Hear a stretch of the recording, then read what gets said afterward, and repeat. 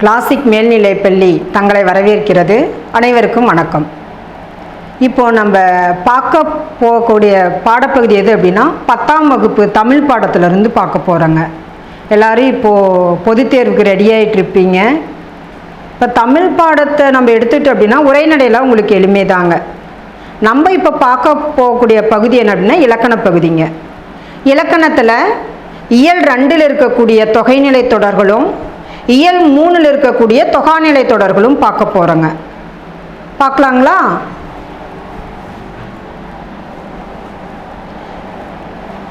இப்போ நமக்கு தொகைனா என்ன, தொகானா என்ன அப்படிங்கிறது முதல்ல தெரிஞ்சிருக்கணும்.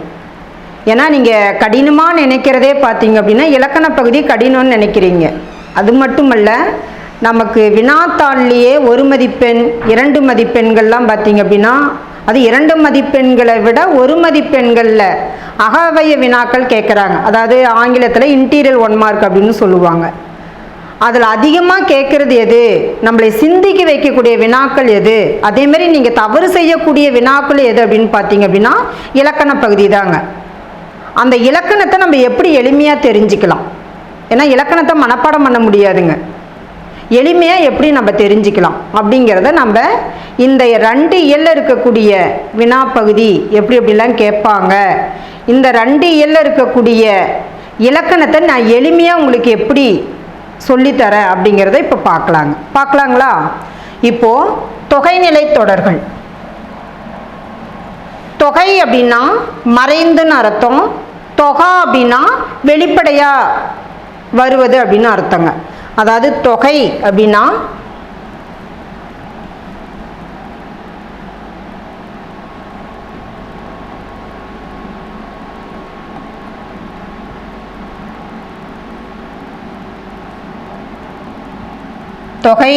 மறைந்து,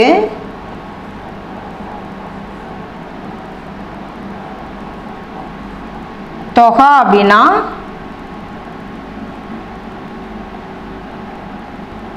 வெளிப்படை.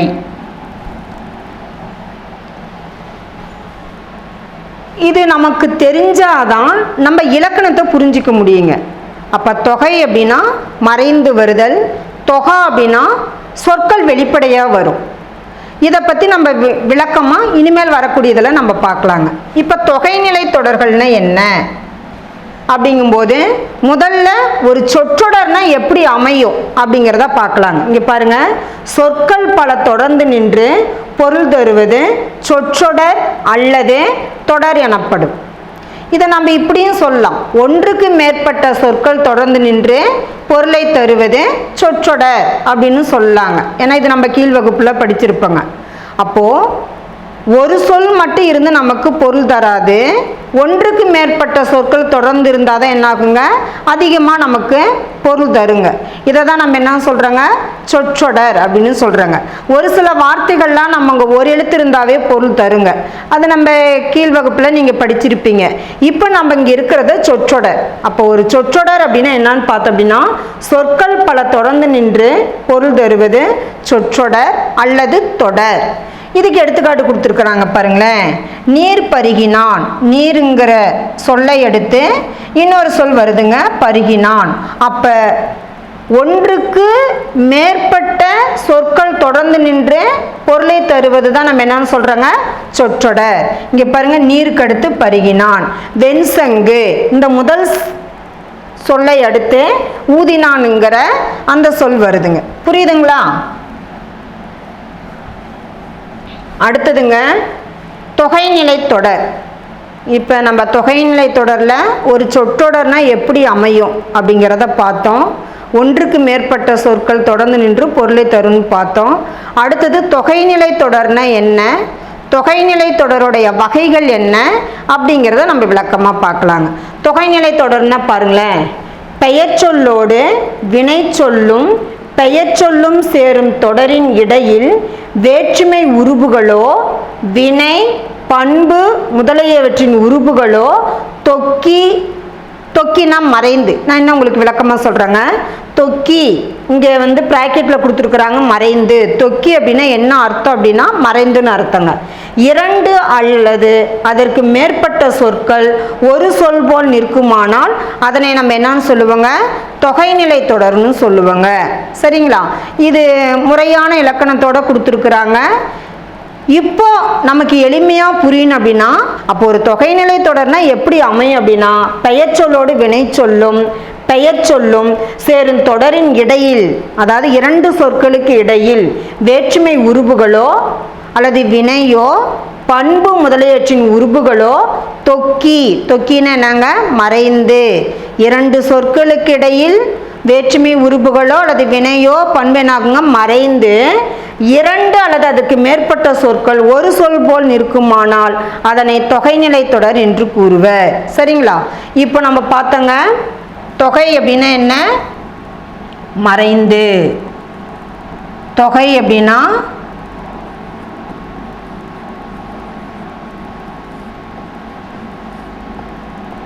மறைந்து. தொகா அப்படின்னா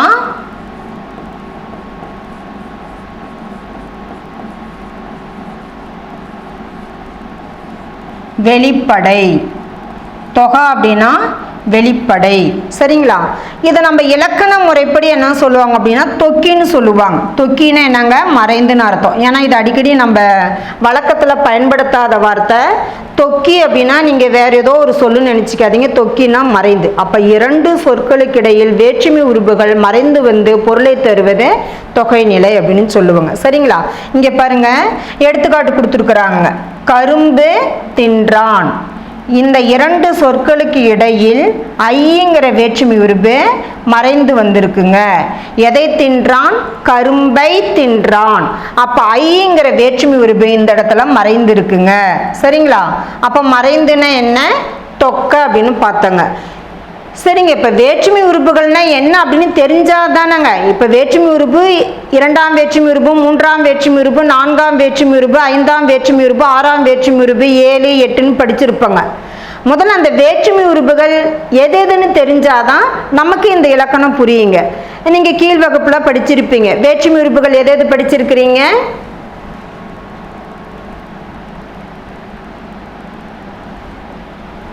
ஐ, ஆள்,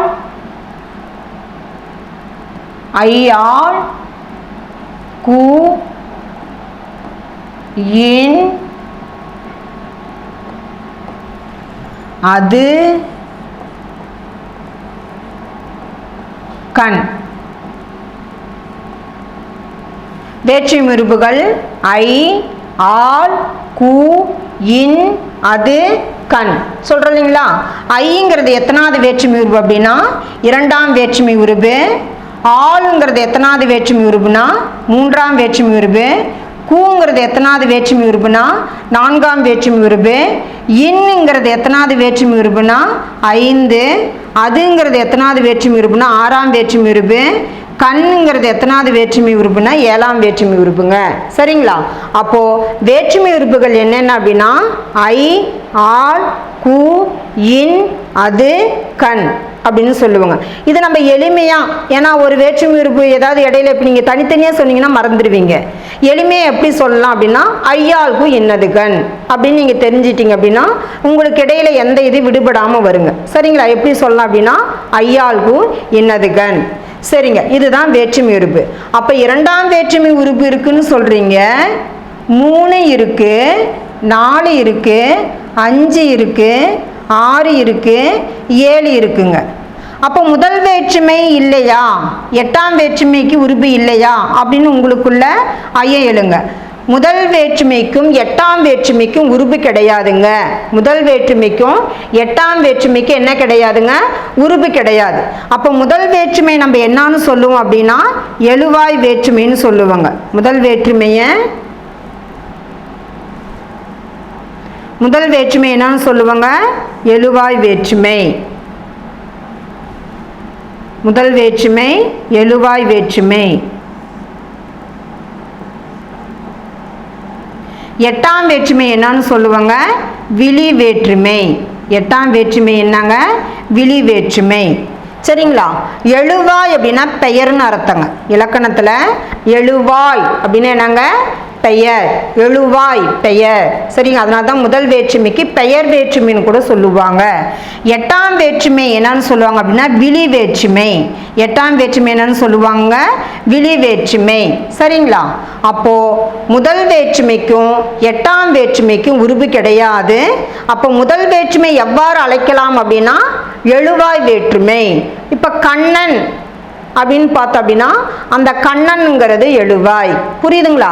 விழி அப்படின்னா அழைத்தல். சேமியில் உள்ளவர்களை அழைத்தல். விழின்னா அழைக்கிறதுங்க. இதை பற்றி நம்ம வந்து 3வது இயல்ல இருக்கக்கூடிய தொகாநிலை தொடர்களில் நம்ம அங்கே பார்க்கலாங்க. சரிங்களா? அப்போது வேற்றுமை உறுப்புகள் ஏன்னா அது தெரிஞ்சாதான் இந்த இடத்துல உங்களுக்கு நம்ம இனிமேல் பார்க்கக்கூடிய இலக்கணமும் புரியுங்க. வேற்றுமை உறுப்புகள் என்னன்னு பார்த்தோம்? ஐ, ஆல், கு, இன், அது, கண். சரிங்களா? முதல் வேற்றுமை எட்டாம் வேற்றுமைக்கு உருபு கிடையாது. முதல் வேற்றுமை எவ்வாறு அழைக்கலாம் அப்படின்னா எழுவாய் வேற்றுமைன்னு அழைக்கலாம். எட்டாம் வேற்றுமை என்னன்னு அழைக்கலாம் அப்படின்னா விழி வேற்றுமைன்னு அழைக்கலாங்க. சரிங்களா? இப்போ புரியுதுங்களா? அப்போ கரும்பு தின்றான் அப்படிங்கிற இடத்துல ஐங்கிற வேற்றுமை உருபு மறைந்து வருது. தொகை அப்படின்னா என்னன்னு பார்த்தாங்க? மறைந்து. பாருங்க, கரும்பை தின்றான் என்ற பொருளை உணர்த்துகிறது. அப்ப 2 சொற்கள், கரும்புங்கிறது ஒரு சொல், தின்றான்ங்கிறது அடுத்த சொல். 2 சொற்களுக்கு இடையில் ஐங்கிற வேற்றுமை உருபு மறைந்து வந்து பொருளை தருது. அதுதான் சொல்றாங்க பாருங்க. கரும்பை தின்றான் என்னும் பொருளை உணர்த்துகிறது. 2 சொற்களுக்கு நடுவில் ஐ என்னும் உருபு மறைந்து நின்று அப்பொருளை தருகிறது. இதுக்கு தான் என்னன்னு சொல்றாங்க? தொகைநிலை தொடர்னு சொல்றாங்க. இதுக்கு தான் என்னங்க? தொகைநிலை தொடர். புரியுதுங்களா? அடுத்தது போலாங்களா? தொகைநிலை தொடர் எத்தனை வகைப்படும் அப்படின்னா 6 வகைப்படும். தொகைநிலை தொடர் எத்தனை வகைப்படும்? 6 வகைப்படும். இது அடிக்கடி கேட்கக்கூடிய ஒரு மதிப்பெண்கள். ஒரு மதிப்பெண்களில் கேட்கறதுல தொகைநிலை தொடர் எத்தனை வகைப்படும் அப்படின்னா பதில் 6 வகைப்படும். அதே 2 மதிப்பெண்களில் கேட்குறாங்க அப்படின்னா தொகைநிலை தொடரின் வகைகளை எழுதுக அப்படின்னா நீங்கள் இதெல்லாம் லைனாக எழுதுனுங்க. என்னென்ன வகைகள்? வேற்றுமை தொகை, வினை தொகை, பண்பு தொகை, உவமை தொகை, உம்மை தொகை, அன்மொழி தொகைங்க. சரிங்களா? அப்போ தொகைநிலை தொடர் எத்தனை வகைப்படும் அப்படின்னா 6 வகைப்படும். அந்த 6 வகைகள் எது அப்படின்னா வேற்றுமை தொகை, வினை தொகை, பண்பு தொகை, உவமை தொகை, உம்மை தொகை, அன்மொழி தொகை. சரிங்களா? இப்போ வேற்றுமை தொகைனா இது நம்ம ஒவ்வொன்றும் விளக்கமாக பார்க்க போகிறோங்க. சரிங்களா? இன்னும் விளக்கமாக பார்க்கலாங்க. இப்போ வேற்றுமை தொகைனா என்ன? வேற்றுமை உறுப்புகள் மறைந்து வருவது வேற்றுமை தொகை. வினை தொகை அப்படின்னா 3 காலங்களும் மறைந்து வருங்க. பண்பு தொகை அப்படின்னா வண்ணம், வடிவம், அளவு, சுவை இவை குறித்து வரும்னு சொல்லுவாங்க. உவமை தொகை அப்படின்னா உவமைக்கும் உவமேயத்திற்கும் இடையில் போல போன்ற உவம உறுப்புகள் வந்து என்னங்க மறைந்து வரும்னு சொல்லுவாங்க. உம்மை தொகை அப்படின்னா 2 சொற்களுக்கு இடையிலும் இறுதியிலும் மறைந்து வரும்னு சொல்லுவாங்க. அன்மொழி தொகை அப்படின்னா இந்த 5 தொகைகளும் இல்லாம வேறொரு சொல் வரத அன்மொழி தொகைன்னு சொல்லுவாங்க. அன்மொழி அப்படின்னா அதை நம்ம பிரிச்சோம் அப்படின்னா அல் குட்டல் மொழி. அல் அப்படின்னா அல்லாத, மொழினா சொல்லுன்னு சொல்லுவாங்க. அல்லாத பொருளுக்கு தொக்கி வருவது, தொக்கினா மறைந்து வருவது. இது நம்ம என்ன ஒவ்வொன்றா விளக்கமாக பார்க்கலாங்க. புரியுதுங்களா? அப்போ தொகைநிலை தொடர் 6 வகைப்படும். அந்த 6 வகையை நம்ம ஒவ்வொன்றா விளக்கமாக பார்க்கலாங்க. முதல்ல வேற்றுமை தொகை. முதல்ல என்னங்க? வேற்றுமை தொகை. நம்ம முன்னாடியே பார்த்தோங்க, எளிமையாக சொன்னாங்க. வேற்றுமை தொகை அப்படின்னா ஒரு தொடரில் வேற்றுமை உறுப்புகள், இங்கே பாருங்க, வேற்றுமை உறுப்புகள் எது சொன்னோம்? ஐ, ஆல், கு, இன், அது, கண்.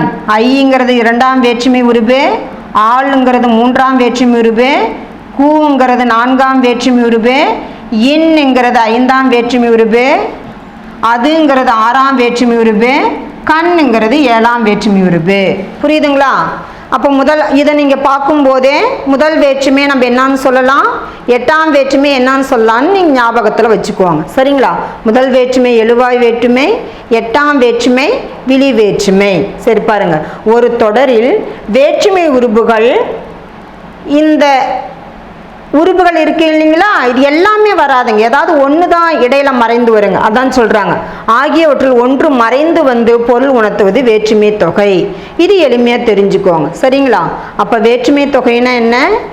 வேற்றுமை உறுப்புகள் மறைந்து வந்து பொருளை உணர்த்துவது வேற்றுமை தொகை அப்படின்னு சொல்றாங்க.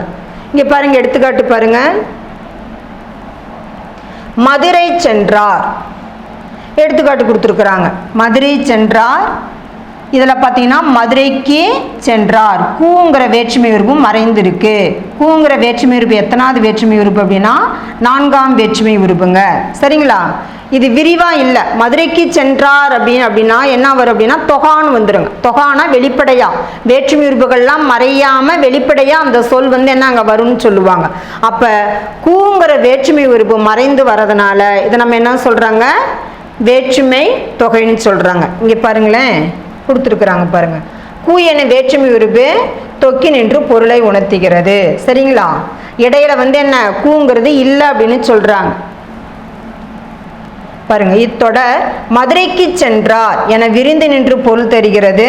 புரியுதுங்களா? அவ்வளவுதாங்க. அப்ப வேற்றுமை தொகைன்னா என்ன?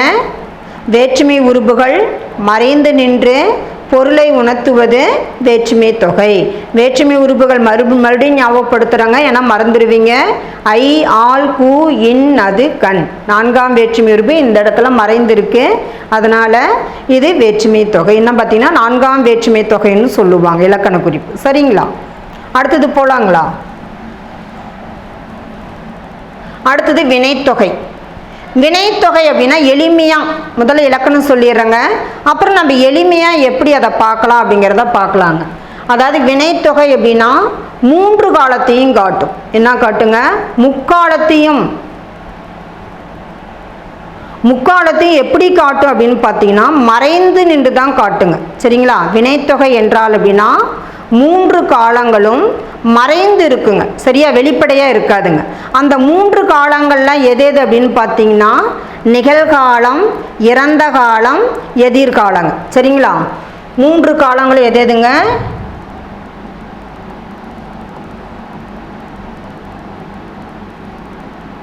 நிகழ்காலம், இறந்த காலம்,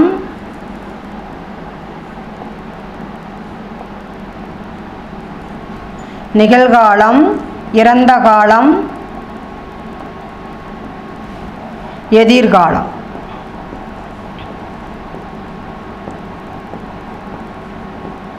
நிகழ்காலம், இறந்த காலம், எதிர்காலம்.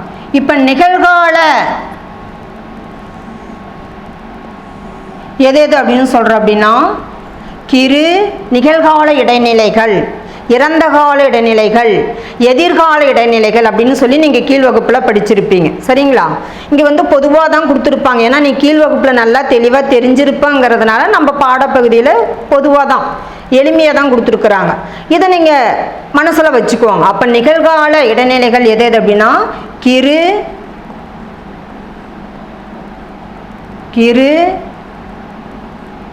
கின்று, ஆனின்று. கிரு, கின்று, ஆனின்று. இறந்த கால இடைநிலை அப்படின்னா இத்து, இட்டு, இன், எர். இதெல்லாம் இறந்த கால இடைநிலைன்னு சொல்லுவாங்க. எதிர்கால இடைநிலை அப்படின்னு எது சொல்லுவோம் அப்படின்னா இப்பு, யூ. ஏன்னா இது ஞாபகத்தில் இருக்கணுங்க. இப்போ நிகழ்காலம் அப்படின்னா நடந்து கொண்டிருக்கக்கூடிய செயல், இறந்த காலம் அப்படின்னா முடிந்த செயல், எதிர்காலம் அப்படின்னா இனிமேல் நடக்கக்கூடிய செயல் அப்படின்னு சொல்லுவாங்க.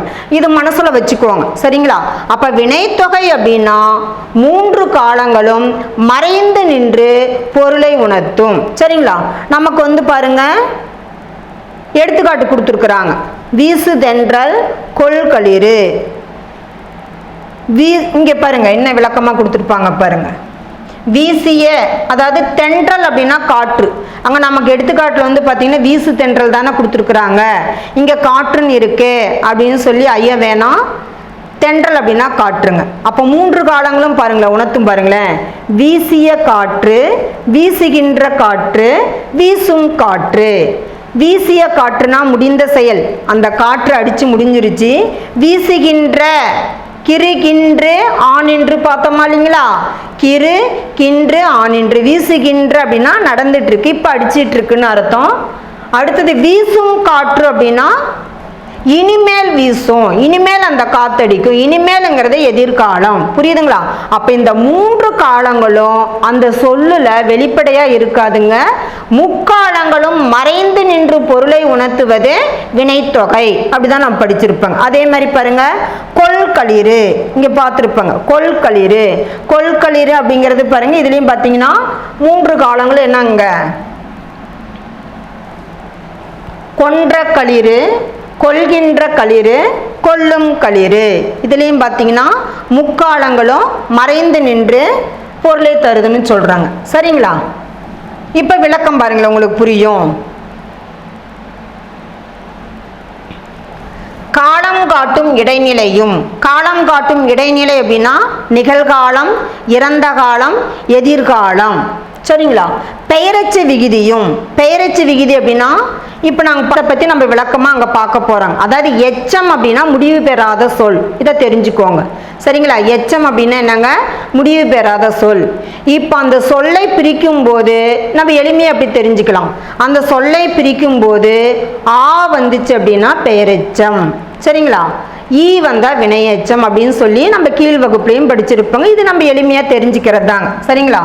இங்க பாருங்களேன், வீசிய காற்று, இது எப்படி பெயரெச்சம் இங்க கொடுத்துருக்காங்க. சரிங்களா? இதை பத்தி நம்ம விளக்கமா அங்க பார்க்க போறோம். அதாவது எச்சம் அப்படின்னா முடிவு பெறாத சொல், இதை தெரிஞ்சுக்கோங்க. சரிங்களா? எச்சம் அப்படின்னா என்னங்க, முடிவு பெறாத சொல். இப்போ அந்த சொல்லை பிரிக்கும் போது நம்ம எளிமையா அப்படி தெரிஞ்சுக்கலாம். அந்த சொல்லை பிரிக்கும் போது ஆ வந்துச்சு அப்படின்னா பெயரெச்சம். சரிங்களா?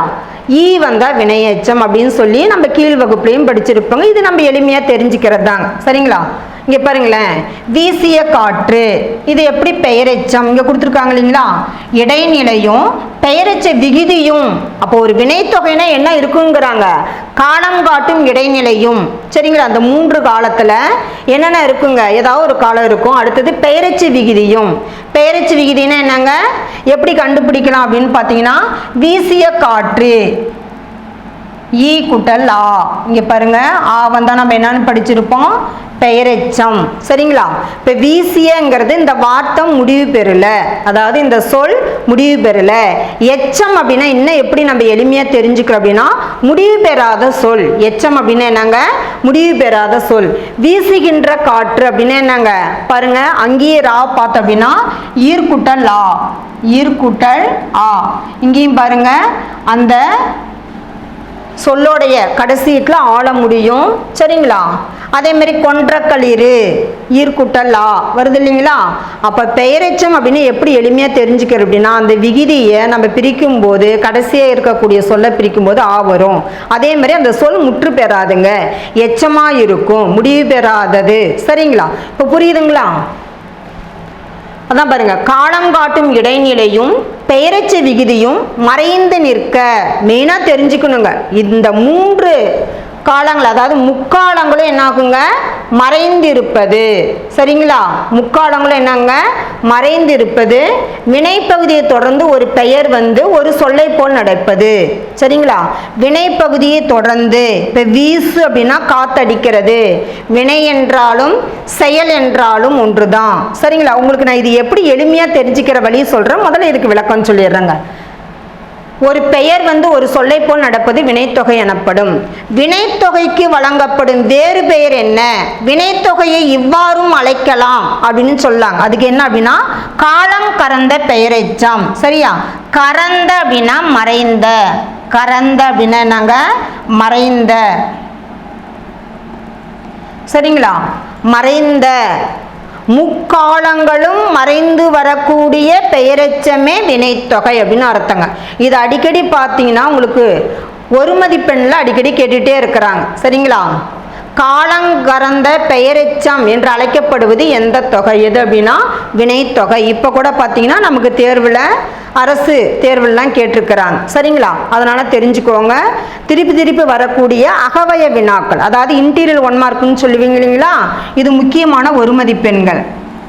காலம் கறந்த பெயரெச்சம் என அழைக்கப்படுவது எது அப்படின்னா வினைத்தொகை. கறந்த என்பதன் பொருள் என்ன அப்படின்னா மறைந்த. சரிங்களா? அப்போ அடுத்தது பாருங்க. இப்போ உங்களுக்கு ஈஸியாக தெரியுங்க. சரிங்களா?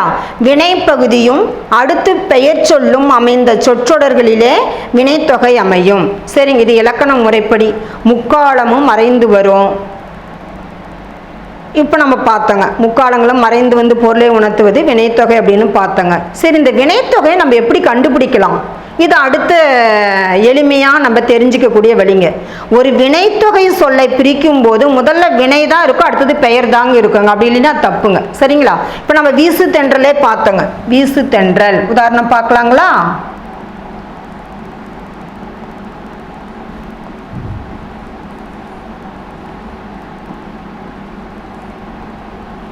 வீசு தென்றல், கொள்களிறு,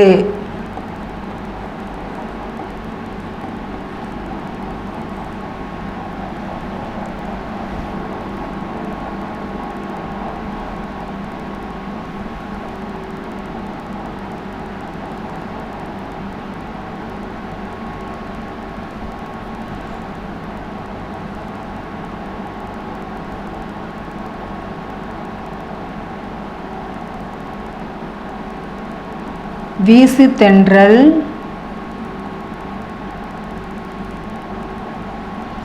கொள்களிறு,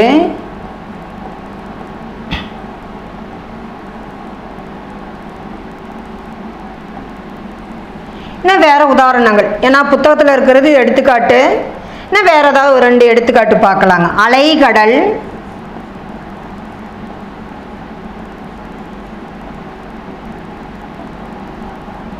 ஓங்கும் மலை,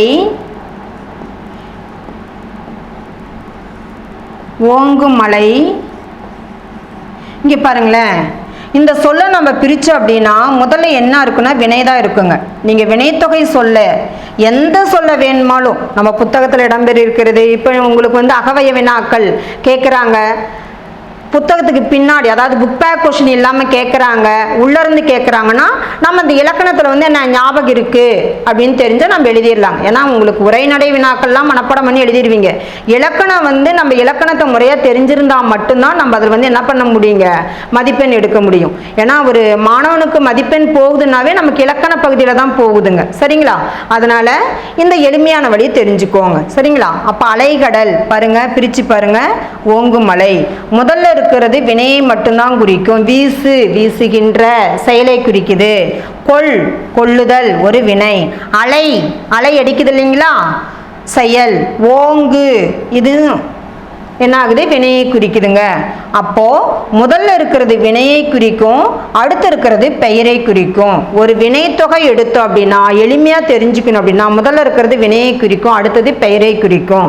அதான் அங்கே சொல்கிறாங்க பாருங்க.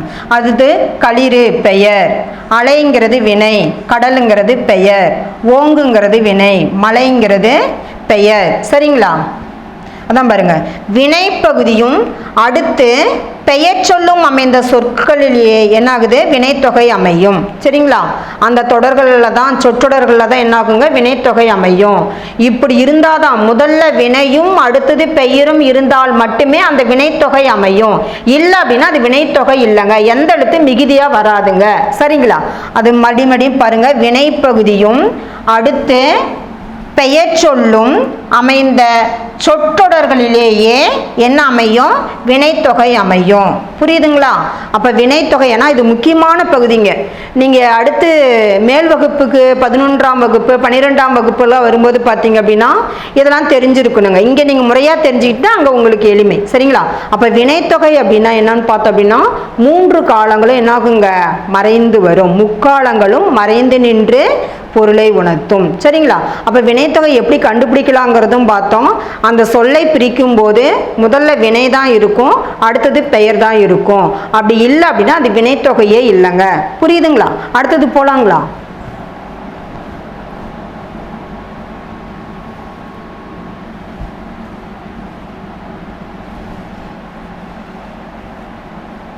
அடுத்தது பண்புத்தொகை. அடுத்தது என்னங்க? இப்போ நம்ம பார்த்தோம், முன்னாடி தொகைகள்லாம் பார்த்துட்டு வந்தோம். அடுத்ததாக வரக்கூடியது பார்த்தீங்கன்னா பண்புத்தொகை.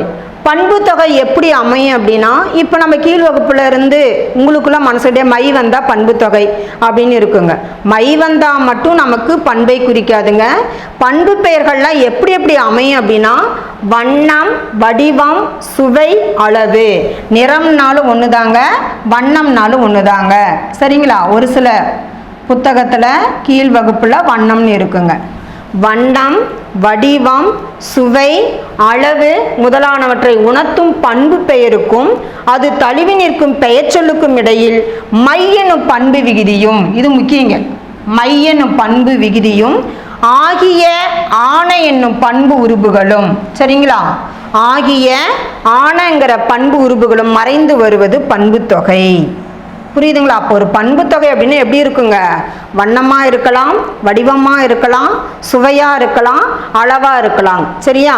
இதுக்கு இடையில மையனு பண்பு விகுதி வரும், ஆகிய ஆனங்கிற பண்பு உறுப்புகளும் மறைந்து வரும். ஏன்னா தொக்கனாவே, இப்போ நம்ம தொகை தான் பார்க்குறோங்க, தொக்கனாவே என்ன சொல்கிறாங்க? மறைந்து வருது. இதுதான் பண்பு தொகைன்னு சொல்கிறாங்க. உதாரணங்கள் பார்க்கலாங்களா? இப்போ வண்ணத்துக்கு பாருங்களேன், செங்காந்தல். சரிங்களா? செங்காந்தல், செம்மையாகிய காந்தல் கொடுத்துருக்குறாங்களா? செம்மை மை வருதுங்க, ஆகியங்கிற இந்த பண்பு உறுப்புகள் வருது. சரிங்களா? செங்காந்தல் செம்மை நிறத்தோடு இருக்கக்கூடிய காந்தல் மலர் அப்படின்னு அர்த்தங்க. அதிகமாக பார்த்தீங்க அப்படின்னா நம்ம பாடப்பகுதியில் நன்னூலாசிரியர், ஏன்னா நீங்கள் படிக்கக்கூடிய இலக்கணம் எல்லாமே நன்னூலாசிரியர் எழுதுனது தாங்க. அதிகமாக என்னென்னா பண்பு தொகைன்னா மை வர மாதிரி தான் கொடுத்துருப்பாங்க உங்கள் வகுப்புக்கு தகுந்த மாதிரி. சரிங்களா? அதனால் அதிகமான சொற்கள் மை பெற்று வருங்க. மை வந்தாவே பண்பு தொகை அப்படின்னு சொல்லி நம்ம நிறைய பயிற்சிலாம் பார்த்துருப்பாங்க. அது மட்டுமல்ல, வடிவத்திலையும் வரும், அளவை குறித்தும் வரும், சுவையை குறித்து வருங்க. சரிங்களா? இங்கே பார்த்தீங்க அப்படின்னா வண்ணம் நிறத்தை குறித்து வருதுங்க. செங்காந்தல் அப்படின்னா செம்மை, நிறம்னா படிச்சிருப்போம், செம்மை, கருமை, வெண்மை. சரிங்களா? வெள்ளை கலர், இது மாதிரிலாம் படிச்சிருப்போம் இல்லைங்களா? நிறத்தை குறிக்கிறது வருங்க. அப்போ செங்காந்தல் அப்படின்னா செம்மையாகிய காந்தல், சிவந்த நிறத்தோடு இருக்கக்கூடிய காந்தல் மலர் அப்படின்னு அர்த்தங்க. அப்போ மை வருது, ஆகியங்கிற பண்புருவு வருதுங்க. சரிங்களா? அடுத்தது வட்டத்தொட்டி. இது வண்ணத்துக்கு உதாரணங்க. வட்டத்தொட்டி, வட்டமான தொட்டி. சரிங்களா? இது என்ன அப்படின்னா வடிவம், வட்டம், வடிவம். அது எப்படிடா இருக்கு? வட்டமா இருக்கு சொல்றோமா இல்லைங்களா? வடிவம். அடுத்தது ஆனங்கிற பண்புருவு இந்த இடத்துல என்ன இருக்குங்க? இங்க இந்த சொல்லலாம் மறைந்து இருக்கு. இது விளக்கம் கொடுத்துருக்குறாங்க, நமக்கு கொடுத்தாங்கன்னா இதுதான். இங்க என்ன இருக்கு? மை. அடுத்தது ஆகியங்கிறதெல்லாம் மறைந்து இருக்குங்க. புரியுதுங்களா? அப்ப இந்த வட்டத்தொட்டிங்கிறது எதுக்கு உதாரணம் அப்படின்னா வடிவத்திற்கு உதாரணம். இன்மொழி அப்படின்னா இனிமையான மொழி. இன்மொழி அப்படின்னா என்னங்க? இனிமையான மொழி. சரிங்களா? இது எதை குறித்து வருது அப்படின்னா சுவையை குறித்து வருதுங்க. எதை குறித்து வருதுங்க? சுவையை குறித்து வருது. புரியுதுங்களா? அப்போ வண்ணத்துக்கு உதாரணம் செங்காந்தல், வடிவத்துக்கு உதாரணம் வட்டத்தொட்டி, வட்டமான தொட்டி. அடுத்தது சுவைக்கு உதாரணம் இன்மொழி, இனிமையான, இனிமையா, நல்லா டேஸ்டாக இருக்குது சொல்கிறோம் இல்லைங்களா ஆங்கிலத்தில், இனிமையான மொழி. அளவுக்கு உதாரணம் பாடப்புத்தகத்தில் கொடுக்கலங்க. முக்குடை, 3 கூட்டல் குடை. சரிங்களா? இதெல்லாம் என்ன ஆகுங்க? அளவுக்கு பார்த்தீங்கன்னா முக்குடை.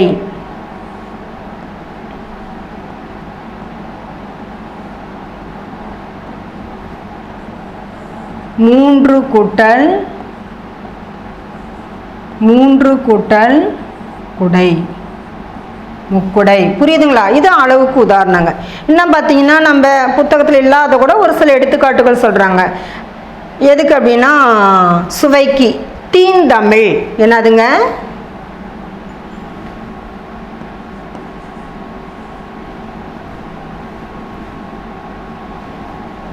தீந்தமிழ்.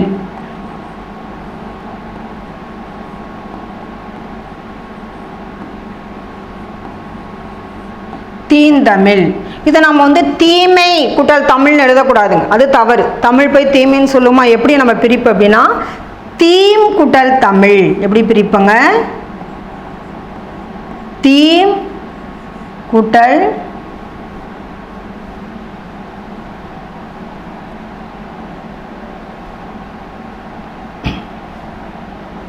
தீம் கூட்டல்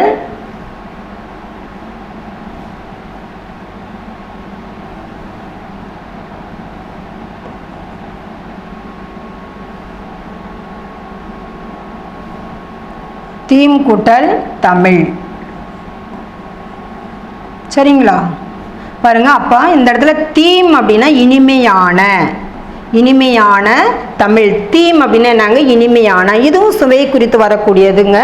சரிங்களா? அப்போ பண்பு தொகை அப்படின்னா எப்படி அமையும் அப்படின்னா வண்ணம், வடிவம், அளவு, சுவை குறித்து வருங்க. அதேமாரி மை பாருங்க கொடுத்துருக்காங்க இல்லைங்களா? இடையில் மை என்னும் பண்பு விகுதியும் மை விகுதி பெற்று வருங்க. வண்ணம், வடிவம், அளவு, சுவை குறித்து வரும், மை விகுதி பெற்று வரும். அடுத்தது ஆகிய, ஆனங்கிற பண்பு உறுப்புகளும் மறைந்து வரும். புரியுதுங்களா? இந்த 3 இது நம்ம வந்து ஞாபகத்தில் வச்சுருந்தோம் அப்படின்னா பண்பு தொகையை நம்ம எளிமையாக கண்டுபிடிச்சிடலாம். சரிங்களா? ஏன்னா இதுவும் முக்கியமான ஒரு இலக்கண குறிப்புங்க. அடுத்தது போலாங்களா? சரிங்க. அடுத்தது இருபெயரெட்டு பண்பு தொகை. இப்போ நம்ம பண்பு தொகை பார்த்தோம். அடுத்தது என்ன பார்க்க போறோங்க? இருபெயரெட்டு பண்பு தொகை. நமக்கு வினாவிலே என்ன இருக்குங்க? விடை இருக்குங்க. இரு பெயர் ஒட்டு பண்பு தொகை.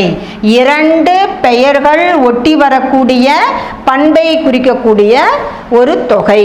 சரிங்களா? தொகைனா பெயர் சேர்ந்து வரதான் நம்ம தொகைன்னு சொல்லுவாங்க. அதாவது அந்த உறுப்புகள்லாம் மறைந்து என்ன ஆகுங்க? ஒரு பெயரே தான் குறிக்கும் அப்படின்னு சொல்லுவாங்க. சரிங்களா? சரி பார்க்கலாம். இது நம்ம எடுத்துக்காட்டலாம் பார்த்தோங்க. இப்போ இரு பெயரெட்டு பண்பு தொகை அப்படின்னா என்னங்க? 2 பெயர்கள் ஒட்டி வந்து பண்பை குறிக்கும் அப்படின்னு சொல்றாங்க. எடுத்துக்காட்டு பாருங்களேன்.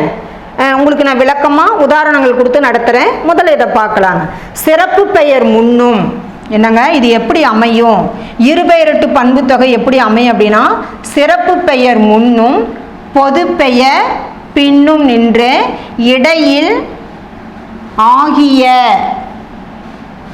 உருபு தொக்கி வருவது இருபெயரெட்டு பண்பு தொகை. தொக்கின என்ன பார்த்தோங்க? மறைந்துன்னு பார்த்தோங்க. தொக்கின என்ன? மறைந்து. அப்போ ஒரு இருபெயரெட்டு பண்பு தொகை அப்படின்னா 2 பெயர்களும் என்ன இருக்குங்க? முதல்ல சிறப்பு பெயரை உணர்த்தும், அடுத்தது பொது பெயரை உணர்த்தும். சரிங்களா? இது புத்தகத்தில் இருக்கிற எடுத்துக்காட்டு நம்ம பார்க்கலாங்க. வேற ஒரு உதாரணம் பார்க்கலாம். இமயமலை. என்னதுங்க? இமயமலை.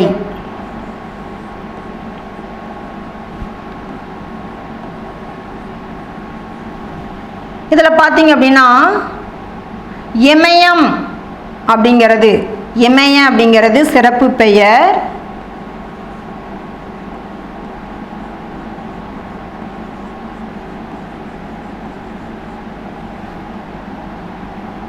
மலைங்கிறது பார்த்தீங்க அப்படின்னா பொது பெயர்.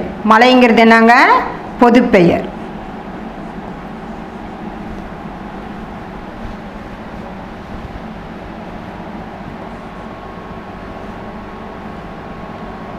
மலைங்கிறது பொது பெயருங்க.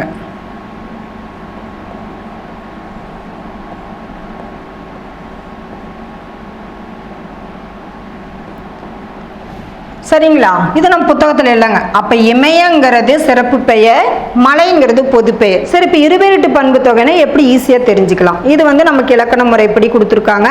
இங்கே புத்தகத்தில் இருக்கக்கூடிய எடுத்துக்காட்டுன்னு உங்களுக்கு விளக்குறேங்க. அப்போது இருபெயரெட்டு பண்பு தொகை அப்படின்னா எப்படி இருக்கும்னா, அதாவது முதல்ல சிறப்பு பெயர் இருக்கும், அடுத்தது பொது பெயர் இருக்கும். சரிங்களா? சிறப்பு பெயர்னா ஸ்பெசிஃபிக்காக, அதாவது தமிழில் நம்ம என்ன சொல்லணும்? குறிப்பிட்டு சொல்கிறதுங்க. இப்போ நம்ம உதாரணம், நீ எந்த மலைக்கிட்ட போனோம் அப்படின்னு கேட்டால் நான் வந்து ஐயப்ப மலைக்கு போனேன். மலைக்குன்னு சொல்ல மாட்டாங்க. என்ன சொல்லுவாங்க? ஐயப்ப மலைக்கு போனேன், பழனி மலைக்கு போனேன், திருவண்ணாமலைக்கு போனோம் அப்படின்னு சொல்கிறோம் இல்லைங்களா? அப்போது அதில் அந்த மலைங்கிறது பொது பெயர். அதில் குறிப்பிட்டு சொல்கிறது, இந்த மலைக்கு போன அப்படின்னு குறிப்பிட்டு சொல்கிறதுனால என்னங்க? சிறப்பு பெயர். இப்போ புரியுதுங்களா? அப்போ ஒரு இருபெயரெட்டு பண்பு தொகை அப்படின்னா முதல்ல எது அமையும் அப்படின்னா சிறப்பு பெயர் தான் அமையும். இது கூட ஒரு முறை ஒரு 1 மார்க்கில் கேட்டிருந்தாங்க. சரிங்களா? 1 மதிப்பெண்ணில் கேட்டிருந்தாங்க. இருபெயரெட்டு பண்பு தொகையில் முதலில் அமைவது எந்த பெயர் அப்படின்னா சிறப்பு பெயர். முதலில் சிறப்பு பெயரும் அடுத்தது பொது பெயரும் அமைவது தான் என்னங்க? இரு பெயர் ஒட்டு பண்பு தொகை. புரியுதுங்களா? அப்ப அந்த வினாவிலேயே என்ன இருக்குங்க, நமக்கு பதில் இருக்குங்க. இப்ப பாருங்க, உங்களுக்கு புரியும். அப்ப சிறப்பு பெயர் முன்னும் பொது பெயர் பின்னும் நின்று இடையில் ஆகி என்னும் பண்பு உருபு தொக்கி வருவது. சரிங்களா? இது விளக்கமா, தொக்கினா மறைந்து, விளக்கமாலாம் இருக்காதுங்க. சரிங்களா? தொக்கி வருவது இருபெயரட்டு பண்பு தொகை. இங்க கொடுத்துருக்குறாங்க பாருங்க, மார்கழி திங்கள், சாரை பாம்பு. இதுல மார்கழிங்கிறது சிறப்பு பெயர், திங்கள்ங்கிறது பொது பெயர். மார்கழிங்கிறது சிறப்பு பெயர்,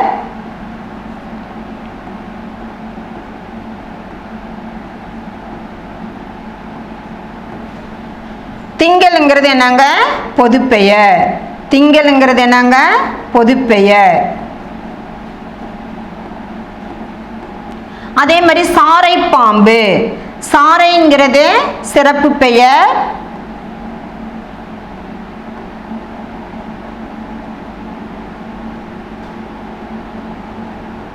பாம்புங்கிறது பொது பெயர். பாம்புங்கிறது என்னங்க, பொது பெயர்.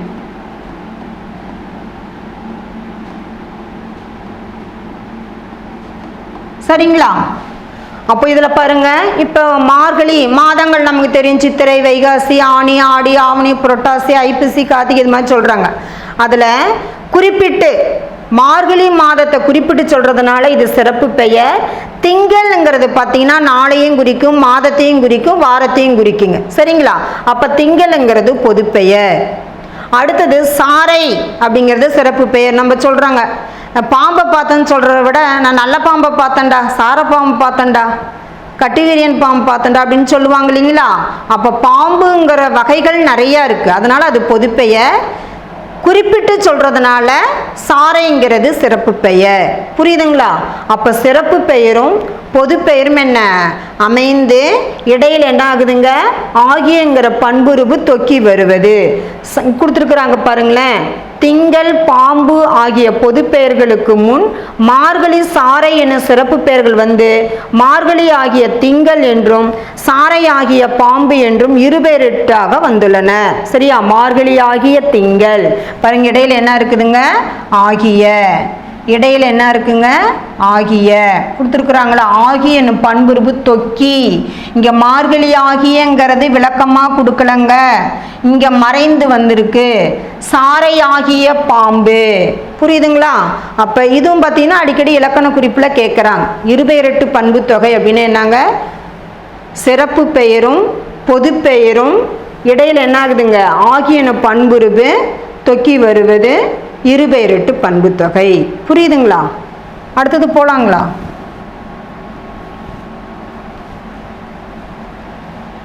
அடுத்தது உவமை தொகைங்க. அடுத்தது என்ன தொகைங்க, உவமை தொகை. உவமை தொகை அப்படின்னா நம்ம கீழ் வகுப்புலேருந்து எல்லாமே நமக்கு மனசுல இருக்குங்க, இருந்தாலும் சொல்றோம். உவமைக்கும் பொருளுக்கும், பொருள் என்றாலும் உவமேயம் என்றாலும் ஒண்ணுதாங்க. அதனால தான் உங்களுக்கு வந்து அங்க பிராக்கெட்ல கொடுத்துருக்குறாங்க. சரிங்களா? உவமேயம்னாலும் ஒண்ணுதான், பொருளுனாலும் ஒண்ணுதாங்க. அப்போ உவமைக்கும் பொருளுக்கும் இடையில் உவம உருபு மறைந்து வருவது உவமை தொகை. இது ரொம்ப ரொம்ப ரொம்ப முக்கியமான வினாங்க. ஏன்னா அடிக்கடி இதுவும் ஒரு மதிப்பெண்ல கேட்குறாங்க. சரிங்களா? உவமைக்கும் உவமேயத்திற்கும் இடையில் என்ன மறைந்து வருங்க, உவம உருபு மறைந்து வருவது. உவம உருபுனா படிச்சிருப்பாங்க. போல, போன்ற, அன்ன, மான, புறைய, ஒப்ப, கடுப்ப, இது மாதிரிலாம் நிறைய நம்ம படிச்சிருக்கிறோங்க. சரிங்களா? தற்று, இது மாதிரிலாம் படிச்சிருக்கிறோங்க. நீங்க கீழ் வகுப்புங்கிறதுனால அடிக்கடி பயன்படுத்தக்கூடிய அந்த சொல் உவம உருபுகள் என்ன அப்படின்னா போல அல்லது போன்ற, இது மாதிரிலாம் கொடுத்துருக்குறாங்க. சரிங்களா? அப்போ ஒரு உவமை தொகை அப்படின்னா என்னன்னு பார்த்தோம் அப்படின்னா, உவமைக்கும் உவமேயத்திற்கும் இடையில் உவம உருபுகள் மறைந்து வருவது நம்ம என்னன்னு சொல்லுவாங்க, உவமை தொகைன்னு சொல்லுவாங்க. சரிங்களா? இப்போ புத்தகத்தில் இருக்கக்கூடிய எடுத்துக்காட்டு இருக்கட்டுங்க, நம்ம வேற ஒரு எடுத்துக்காட்டு பார்க்கலாங்க. அதாவது தாமரை முகம். என்ன சொல்றாங்க, தாமரை முகம்.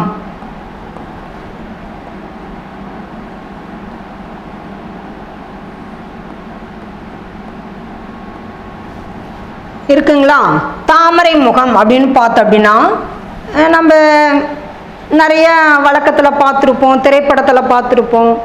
அந்த பொண்ணு முகம் எப்படிடா இருந்தது அப்படின்னா தாமரை மாதிரி இருந்துச்சுடா அப்படின்னு, அந்த மாதிரிங்கிறதே இந்த இடத்துல போன்றன்னு தான் அர்த்தங்க. சரியா?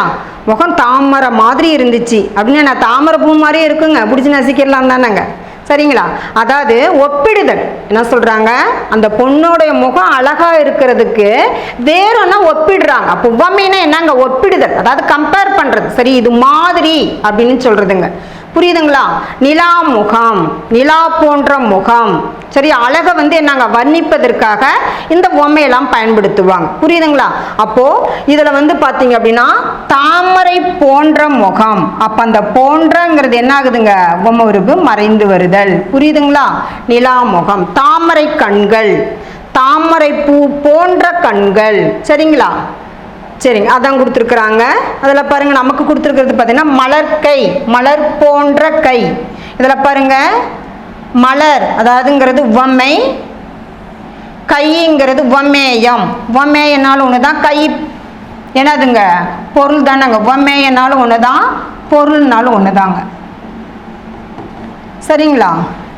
இடையே என்ன வந்திருக்கு? போன்ற. இடையே என்ன வந்திருக்கு? போன்ற.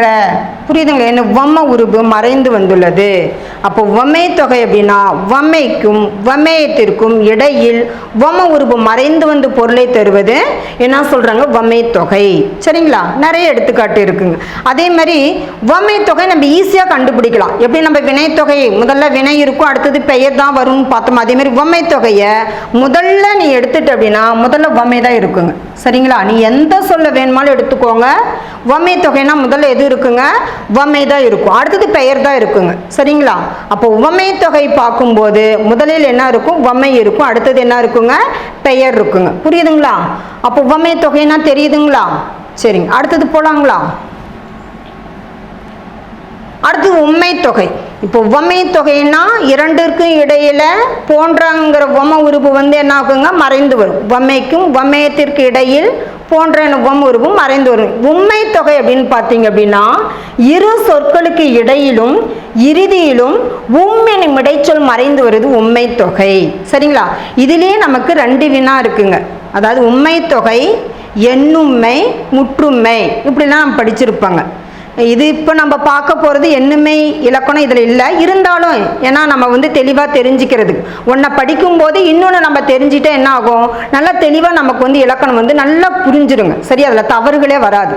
உண்மை தொகைக்கும் எண்ணுமைக்கும் நம்ம எப்படி எளிமையாக கண்டுபிடிக்கலாம் முதல்ல இதை சொல்லிடுறாங்க, அப்புறம் நான் எண்ணுமை சொல்கிறேன். சரிங்களா? இப்போ உண்மை தொகை அப்படின்னா 2 சொற்களுக்கு இடையிலும் இறுதியில் என்ன மறைந்து இருக்குங்க? உம்முங்கிற அந்த இடைச்சொல் வந்து என்ன ஆகுங்க? மறைந்து வருவது. சரியா? உண்மை தொகை அப்படின்னு என்ன? இரு சொற்களுக்கு இடையிலும் எதுலங்க? இடையிலும் இறுதியிலும் என்னும் இடைச்சொல் என்ன சொல்லுங்க? என்னும் இடைச்சொல் மறைந்து வருவது உண்மை தொகை. இங்க பாருங்களேன், அண்ணன் தம்பின்னு கொடுத்துருக்குறாங்க. சரிங்களா? அண்ணன் தம்பி, அண்ணனும் தம்பியும். புரியுதுங்களா? 2 சொற்களுக்கு இடையில இறுதியிலையும் என்ன வந்திருக்குங்க? வெளிப்படையா வரல, மறைந்து வந்திருக்கு. சரிங்களா? என்ன வந்திருக்குங்க? மறைந்து வந்திருக்கு. மறைந்து வந்தால் உண்மை தொகை, வெளிப்படையா வந்துச்சுன்னா எண்ணுமை. சரிங்களா? இப்போ அண்ணனும் தம்பியும் இப்படி வருதுன்னு வச்சுக்கோங்களேன். அண்ணனும்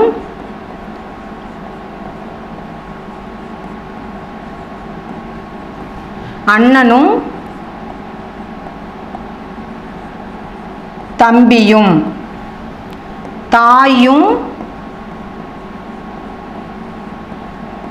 சேயும். இங்க பாருங்க, இந்த வெளிப்படையா வந்தால் எண்ணுமை, மறைந்து வந்தால் உண்மை தொகை. தெரிஞ்சுக்கோங்க. சரிங்களா? ஏன்னா இதுவும் அடிக்கடி கேட்பாங்க. எண்ணுமை அப்படின்னா வெளிப்படையா வருங்க. 2 சொற்கள் வந்து வெளிப்படையா வந்தா எண்ணுமை. 2 சொற்கள் வந்து இடையில இறுதியில வந்துச்சுன்னா என்ன சொல்றாங்க? உண்மை தொகை. புரியுதுங்களா? இதுலயே 2 ஒரு மதிப்பெண் பார்த்துட்டாங்க. அப்போ இரு சொற்களுக்கு இடையிலும் இறுதியிலும் என இடைச்சொல் மறைந்து வருது உண்மை தொகை. அதான் பாருங்க, அண்ணன் தம்பி, அண்ணனும் தம்பியும் மறைந்து வந்திருக்கு. தாய் சேய், தாயும் சேயும், தாயும் இங்க வருங்க. இங்க என்ன வருங்க? மறைந்து வந்திருக்கு. சேயும் இறுதியிலே என்ன வந்திருக்கு? மறைந்து வந்திருக்கு. புரியுதுங்களா? இடையிலும் இறுதியிலும் அதான் பாருங்க, அண்ணனும் தம்பியும், தாயும் சேயும். சரிங்களா? இப்படி சேயும் என விரிந்து பொருளை உணர்த்துகின்ற இது இலக்கணம் நம்ம பார்த்தோங்க. அண்ணனும் தம்பியும் அப்படின்னா எண்ணுமை, தாயும் சேயும் அப்படின்னா எண்ணுமை. ஏன்னா வெளிப்படையா வந்திருக்கு. வெளிப்படையா வந்தால் எண்ணுமை, மறைந்து வந்தால் உண்மை தொகை. சரிங்களா? அடுத்தது போலாங்களா? அடுத்தது அன்மொழி தொகைங்க. அடுத்தது என்னங்க, நம்ம இறுதியா பார்க்கக்கூடியது தொகைநிலை தொடர்களில் 6வதா பார்க்கக்கூடியது என்ன அப்படின்னா அன்மொழி தொகை. இப்போ நாம் பார்த்தோங்க, வேற்றுமை தொகைனா என்ன, வினை தொகைனா என்ன, பண்பு தொகைனா என்ன, உவமை தொகைனா என்ன, உண்மை தொகைனா என்னன்னு பார்த்தோம். சரியா? இந்த தொகைகள்லாம் இல்லாம வேறொரு சொல் மறைந்து வருவது அன்மொழி தொகை. அவ்வளோதாங்க. ஏன்னா இது அடிக்கடி கேட்பாங்க, நமக்கே புத்தக வினாக்களே நாங்க கேட்டிருக்கிறாங்க. சரியா? அன்மொழி தொகை அப்படின்னா அன்மொழி நம்ம எப்படி பிரிப்போம் அப்படின்னா அல் கூட்டல் மொழி, அல் கூட்டல் மொழி. சரிங்களா? அன்மொழி அப்படிங்கிறது என்னன்னு சொல்லுவாங்க? அல் கூட்டல் மொழி. மொழினா சொல்லுன்னு சொல்லுவோம். மொழினா என்னங்க? சொல். சரிங்களா? இன்னும் சொல்லுங்க, கீழ் வகுப்புல படிச்சிருப்போம். அல்லாத பொருளுக்கு தொக்கி வருவது. தொக்கின்னு என்ன பார்த்தோங்க? மறைந்துன்னு அர்த்தங்க. சரிங்களா? அப்போ இந்த தொகைகள்லாம் இல்லாம வேறொரு சொல் மறைந்து வருவது அன்மொழி தொகை. புரியுதுங்களா? அதான் கொடுத்துருக்குறாங்க பாருங்க. வேற்றுமை, வினை, பண்பு, உவமை, உண்மை ஆகிய தொகைநிலை தொடர்களில் உருபுகளும் அவை அல்லாத வேறு சொற்களும் மறைந்து நின்று, இதுதான் முக்கியங்க. அவை அல்லாத வேறு சொற்களும் மறைந்து நின்று பொருள் தருவது அன்மொழி தொகை எனப்படும். புரியுதுங்களா? இந்த தொகைகள்லாம் அல்லாத வேறொரு சொல் மறைந்து நிற்பது அன்மொழி தொகை. அந்த அன்மொழி தொகைக்கு கொடுத்துருக்குறாங்க. சிவப்பு சட்டை பேசினார். சரிங்களா? இதே நீங்க படிச்சு பாருங்களா, தவறா தோணுதா இல்லைங்களா? சிவப்பு சட்டை பேசுங்களா? சரிங்களா? அப்ப இது நம்ம எப்படி பொருள் கொள்ளணுங்க? சிவப்பு சட்டை அணிந்தவர் பேசினார். சரியா? அப்ப இந்த அணிந்தவர்ங்கிற வேறொரு சொல் என்ன ஆகுதுங்க? இங்க மறைந்து வந்திருக்குதுங்க. அணிந்தவர் அப்படிங்கிற வேறொரு சொல் இங்க வந்திருக்குங்க. புரியுதுங்களா? அதே மாதிரி முறுக்கு மீசை வந்தார். நீங்களே சொல்லி பாருங்களேன். முறுக்கு மீசை வந்தார்னா சொல்லுவோம், முறுக்கு மீசை உடையவர் வந்தார். புரியுதுங்களா? அதான் பாருங்க. ஏன்னா தொகைநிலை தொடர் அல்லாத வேறு சொற்கள் மறைந்து நின்று பொருள் தருகின்றன. அப்ப அன்மொழி தொகை அப்படின்னா என்ன சொல்றாங்க? வேறொரு சொற்கள் மறைந்து வந்து பொருள் தரும். இந்த தொகையெல்லாம் இல்லாம வேறொரு சொற்கள் மறைந்து வந்து பொருளை தருவது அன்மொழி தொகை. சிவப்பு சட்டை அணிந்தவர் இங்க மறைந்திருக்கு. அடுத்தது முறுக்கு மீசை உடையவருங்கிறது இந்த இடத்துல வேறொரு சொல் மறைந்திருக்கு. புரியுதுங்களா? அப்ப அன்மொழி தொகைன்னா என்னன்னு தெரியுதுங்களா? அல்லாத பொருளுக்கு தொக்கி வருவது. தொக்கினா மறைந்து வருவதுங்க. சரிங்களா? அடுத்தது போலாங்களா? இப்ப தொகையை அறிக. நம்ம பார்த்த தொகையிலிருந்து ஒரு சில இலக்கண குறிப்பு மாதிரி பார்க்கலாங்க. அன்பு செல்வன். இருபெயரட்டு பண்பு தொகைன்னா என்னன்னு விளக்கமா நம்ம பார்த்தோங்க. இருபெயரட்டு பண்பு தொகைன்னா என்ன? 2 பெயர்கள் ஒட்டி வருங்க. அந்த 2 பெயர்கள்ல முதல்ல என்ன இருக்கும்? சிறப்பு பெயர் இருக்கும், அடுத்தது பொது பெயர் இருக்குங்க. ஏன்னா திருப்பி திருப்பி சொன்னா உங்களுக்கு அது கொஞ்சம் மறுபடியும் சொல்ற மாதிரி இருக்குங்க. அதனால அந்த சொன்ன விளக்கத்தை நீங்க மனசுல வச்சுக்கோங்க. அப்ப இருபெயரட்டு பண்பு தொகை அப்படின்னா முதல்ல என்ன இருக்குங்க? சிறப்பு பெயர் இருக்கும், அடுத்தது பொது பெயர் இருக்குங்க. சரிங்களா? அப்ப 2 பெயர்கள் ஒட்டி வருது. அன்புங்கிறது சிறப்பு பெயர், செல்வனுங்கிறது பொது பெயர். செல்வன், செல்வன்னா பணக்காரனையும் குறிக்குங்க. சரிங்களா? கல்வி செல்வனுடன் செல்வன் சொல்லுவோம். அப்ப 2 பெயர்கள் ஒட்டி வருது. அதனால இருபெயரொட்டு பண்பு தொகை. சரிங்களா? அடுத்து தொடுதிரை வினைத்தொகை. 3 காலங்களும் என்ன ஆகுங்க? மறைந்து வரும். நம்ம வினைத்தொகைனா விளக்கமா பார்த்தோங்க. முக்காலங்களும் மறைந்து நின்று பொருளை உணர்த்துவது வினைத்தொகை அப்படின்னு பார்த்தோங்க. சரிங்களா? அடுத்தது மோர் கொடுக்கவும். மோரை கொடுக்கவும்.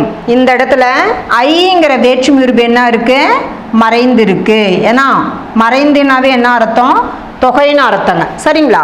அப்போ மோரை கொடுக்கவும். ஐங்கிறது 2ஆம் வேற்றுமை உருபு, அடுத்தது என்னங்க? வேற்றுமை தொகை. இந்த 2 சொற்களுக்கு இடையில் ஐங்கிற வேற்றுமை உருபு மறைந்து நின்று பொருளை தருது. அப்ப இரண்டாம் வேற்றுமை தொகை. சரிங்களா? அடுத்தது பாருங்க, வெண்டைக்காய். இப்போ நம்ம மார்க்கெட்டுக்கு போனோமா, காய் வாங்கிட்டு வந்தே அப்படின்னு கேட்குறாங்க. சரிங்களா? ஆனால் அது குறிப்பிட்டு சொல்கிறோம் இல்லைங்களா, என்ன காய் வாங்கிட்டு வந்த, கத்திரிக்காய், வெண்டைக்காய், பாகற்காய், இது மாதிரிலாம் சொல்லுவாங்க. அதே மாதிரி இருபெயரிட்டு பண்பு தொகையை நம்ம விளக்கமாக பார்த்தோங்க. அப்போ காய்ங்கிறது பொதுப்பெயர், வெண்டைங்கிறது சிறப்பு பெயர். சரிங்களா? அப்போ இது இரண்டு பெயர்கள் ஒட்டி வந்து நமக்கு வந்து என்னங்க பொருளை தரதுனால இருபெயரொட்டு பண்பு தொகை. அடுத்தது தங்க மீன்கள். நம்ம உவமை தொகைன்னு சொன்னாங்க. உவமைன்னு என்ன, ஒப்பிடுதல், கம்பேர் பண்ணுறது அப்படின்னு ஆங்கிலத்தில் சொல்லுவாங்க. உவமை தொகை அப்படிங்கிறது என்ன, அந்த மீன் எப்படி இருந்துச்சு, தங்கம் போன்ற மீன்கள், இல்லை தங்கம் மாதிரி, மாதிரினாவே போன்ற. அப்போ உவமை தொகைனா படிச்சிருக்கோங்க முன்னாடி. இப்போ நம்ம விளக்கமாக பார்த்தோங்க. உவமைக்கும் உவமேயத்திற்கும் இடையில் போன்ற என்ன உவம உருபு மறைந்து வருவது உவமை தொகை அப்படின்னு பார்த்தாங்க. இப்போ பாருங்க, தங்கம் போன்ற மீன்கள். அந்த மீன் எப்படி இருந்துச்சு, தங்கம் போன்று இருந்துச்சு சொல்றோமா இல்லைங்களா? அப்போ உவமை தொகை. சரிங்களா? இப்போ நம்ம இயல் 2 இருக்கக்கூடிய தொகைநிலை தொடர்கள், அதனுடைய வகைகள், அந்த வகையுடைய விளக்கம், அப்புறம் ஒரு சில எடுத்துக்காட்டுகள், இதெல்லாம் நம்ம பார்த்தோங்க. அடுத்தது இயல் 3 இருக்கக்கூடிய தொகாநிலை தொடர்களை பற்றி பார்க்க போகிறோங்க. தொகா அப்படின்னா என்ன, மறையாமல், அதாவது வெளிப்படையாக அப்படிங்கிறத முதல்ல பார்க்கும்போதே தொகைக்கும் தொகாவுக்கும் நம்ம வேறுபாடு பார்த்தோம். அதனால் திருப்பி சொல்லணும் நமக்கு வந்து வேணாங்க. அப்போ தொகாநிலை தொடர், தொகா அப்படின்னா வெளிப்படை. தொகா அப்படின்னா என்னங்க, வெளிப்படையாக. புரியுதுங்களா? அதாவது மறையாமல். சரி பார்க்கலாங்க. இப்போ தொகைநிலை தொடர் எத்தனை வகை அப்படின்னா 6 வகைன்னு பார்த்தோம். தொகாநிலை தொடர் எத்தனை வகை அப்படின்னா 9 வகை இருக்கிறதா சொல்றாங்க. சரிங்களா? பாருங்க, தொகாநிலை தொடர்கள் எத்தனை வகை அப்படின்னா 9 வகைகள். இதுவும் ஒரு 1 மார்க்குங்க, அதாவது 1 மதிப்பெண்கள் கேட்பாங்க. தொகாநிலை தொடரின் வகைகள் எத்தனை அப்படின்னா 1 மதிப்பெண். தொகாநிலை தொடர் வகைகளை எழுதுக அப்படின்னா 2 மதிப்பெண்லையும் கேட்கலாம், 3 மதிப்பெண்கள்லையும் கேட்கலாங்க. அப்போ தொகாநிலை தொடர் வகைகள் என்னென்ன அப்படின்னு பார்த்தீங்கன்னா, எழுவாய் தொடர், அடுத்தது விழித்தொடர், அடுத்தது வினைமுற்று தொடர், அடுத்தது பெயரெச்ச தொடர், அடுத்தது வினையெச்ச தொடர், அடுத்தது வேற்றுமை தொடர், அடுத்தது இடைச்சொல் தொடர், அடுத்தது உரிச்சொல் தொடர், அடுத்தது அடுக்கு தொடர். இப்போ 9 வகை இருக்குங்களா? இதில் நம்ம ஆரம்பத்திலிருந்து முதல்ல இருந்து பார்க்கலாங்க.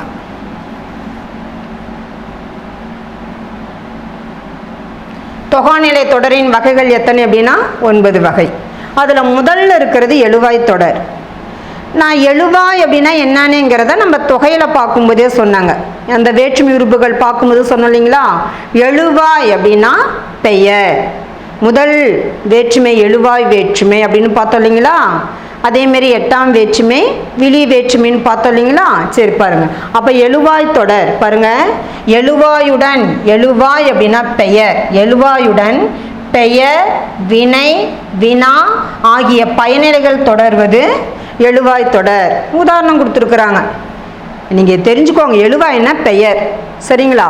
அப்போது இதில் பாருங்க, இனியன் கவிஞர், இனியன் கவிஞர். சரியா? இது பெயர். இது என்னங்க, பெயர். காவிரி, இப்போ கவிஞருங்கிறது பெயருங்க. அடுத்தது காவிரி பாய்ந்தது, வினை. அடுத்தது பேருந்து வருமா, வினா. சரிங்களா? அதாவது எழுவாயோட என்ன சொல்றாங்க, பெயரோ வினையோ வினாவோ ஆகிய பயனிலைகள். பயனிலை அப்படின்னா முற்றுன்னு அர்த்தங்க. பயனிலை அப்படின்னா என்னங்க? முற்று.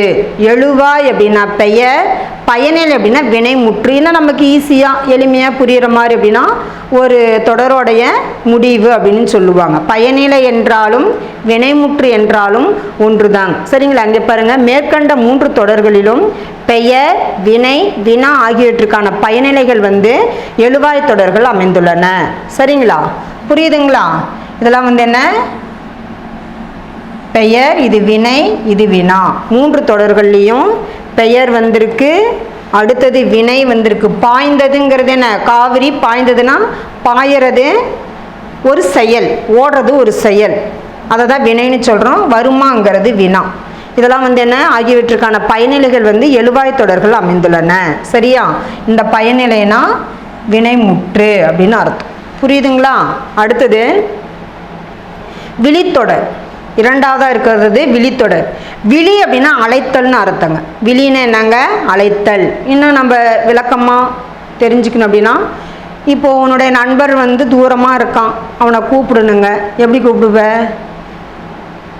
முருகா வா அப்படின்னு சொல்லுவார். ஏ முருகா வா அப்படின்னு தான் சொல்லும். சரிங்களா? அப்போது சேமியில் உள்ளவர்களை அழைத்தல். அண்மைனா பக்கம், சேமேனா தூரம். சரிங்களா? அப்போ விழி அப்படின்னா என்ன அர்த்தங்க?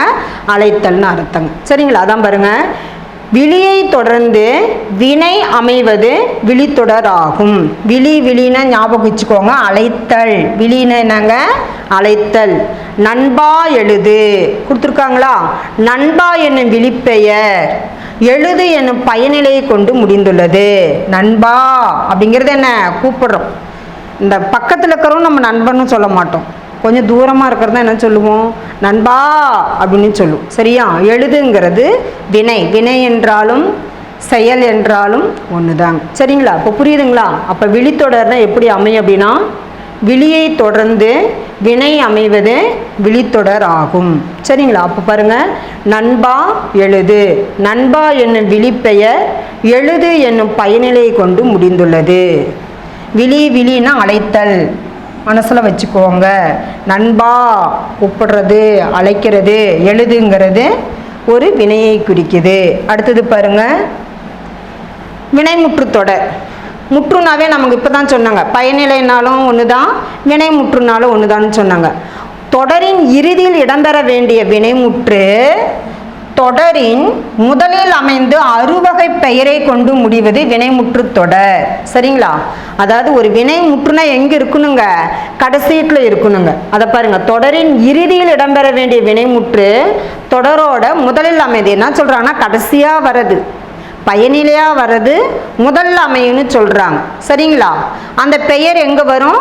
அடுத்தது பயனிலையா வரும்னு சொல்றாங்க, வேற ஒன்றும் இல்லை. அதை தான் பாருங்க, தொடரின் இறுதி. இங்கே பாருங்களேன், பாடினாள் கண்ணகி. இது என்னங்க? பாடினாள் என்னும் வினைமுற்று. சரிங்களா? வினைமுற்றுனா தொடரோட இறுதியில் வர்றது தான் வினைமுற்றுன்னு சொல்லுவோம். வினைமுற்று முதலில் நின்று ஒரு பெயரை கொண்டு முடிந்துள்ளது, இது பெயர். சரிங்களா? என்ன சொல்றாங்க? இந்த வினைமுற்று பெயரை கொண்டு முடிந்துள்ளது, அதனால வினைமுற்று தொடர். கண்ணகி பாடினாள், நம்ம பொதுவாக அப்படிதான் சொல்லுவாங்க. சரியா? ஆனால் வினைமுற்றுனா எப்படி இலக்கணம் அமையும்னு சொல்றாங்க? முதல்ல என்ன வரும்னு சொல்றாங்க? பயனிலை அடுத்தது பெயர் வரும்னு சொல்றாங்க. சரியா? வினைமுற்று என்றாலும் பயனிலை என்றாலும் ஒன்றுதாங்க. புரியுதுங்களா? அப்ப வினைமுற்றுனா தொடரின் இறுதியில் இடம்பெற வேண்டிய வினைமுற்று தொடரின் முதலில் அமைந்து அறுவகை பெயர். அறுவகை பெயர்னா பொருட்பெயர், இடப்பெயர், காலப்பெயர், சினப்பெயர், குணப்பெயர், இது மாதிரிலாம் படிச்சிருப்பாங்க. இங்கே பெயர். சரியா? பொருளை குறிக்கிற மாதிரி வருதுங்க. அடுத்தது பெயரெச்ச தொடர். நம்ம பார்த்தோங்க, முன்னாடியே தொகையிலேயே சொன்னேன். எச்சம்னா என்ன? எச்சம் அப்படின்னா முடிவு பெறாத சொல்ல தான் நம்ம என்னன்னு சொல்லுவாங்க? எச்சம்னு சொல்லுவாங்க. சரிங்களா?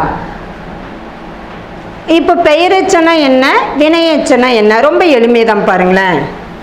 முற்று பெறாத வினை பெயர் சொல்லை கொண்டு முடிவது பெயரெச்ச தொடர். முற்று பெறாத வினை, அந்த சொல் முடிவு பெற்று இருக்காது, எச்சமா இருக்கும், பாதியிலேயே இருக்கும். சரியா? இப்போ ஓடினான் அப்படின்னா முடிஞ்சிருச்சுங்க, ஓடிய அப்படிங்கும்போது நமக்கே என்ன ஆகுதுங்க? ஓ, இன்னும் இந்த தொடர் இன்னும் அடுத்தது வரணும் அப்படின்னு தோணும். சரியா?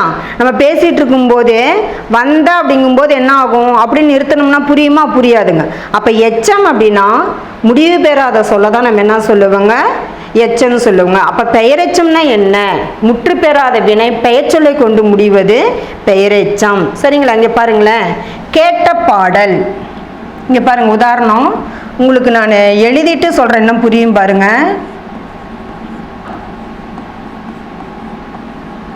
கேட்ட பாடல்.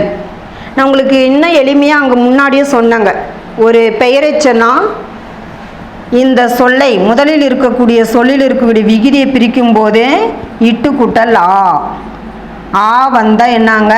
பெயரெச்சம். சரிங்களா? ஈ வந்தால் வினையெச்சம். அதாவது இலக்கணமும் தெரிஞ்சுக்கோங்க, எளிமையாக நம்ம எப்படி கண்டுபிடிக்கலாம் அதையும் தெரிஞ்சுக்கோங்க. சரிங்களா? அப்போ பாருங்க, கேட்ட பாடல். இந்த கேட்டங்கிற இந்த சொல் வந்து முடிவு பெற்றிருக்குங்களா? இல்லைங்க. சரிங்களா? முடிவு பெறலை, அந்த சொல் முற்று பெறவில்லை. அதான் அடுத்தது பார்த்தீங்கன்னா பாடல். அடுத்தது என்னங்க? பாடல். அதாவது ஒரு பெயரெச்சம் அப்படின்னா கொடுத்துருக்கிற மாதிரி முற்று பெறாத வினை எதை கொண்டு முடியும்? பெயர் சொல்லை கொண்டு முடியும். சரியா? முதல்ல எச்சமாக இருக்கும், அடுத்தது பெயராக தான் இருக்குங்க. முதல்ல எச்சமாக இருக்கும், அடுத்தது என்ன இருக்குங்க? பெயர் சொல்லாக தான் இருக்குங்க. புரியுதுங்களா? அங்கே பாருங்க, கேட்ட பாடல். கேட்ட என்னும் எச்ச வினை பாடல் என்னும் பெயரை கொண்டு முடிந்துள்ளது. கேட்ட என்னும் எச்ச வினை பாடல் என்னும் பெயரை கொண்டு முடிந்துள்ளது. புரியுதுங்களா? அவ்வளோதாங்க. அப்போ பெயரெச்சனா முற்று பெறாத வினை பெயர் சொல்லை கொண்டு முடியும். அடுத்தது பாருங்க, வினையெச்சம். அங்கே பெயரெச்சம் பார்த்தோம், இங்கே வினையெச்சம் பார்த்தோங்க. ஏன்னா இதை பற்றி நம்ம அங்கேயே விளக்கமாக உங்களுக்கு சொன்னாங்க.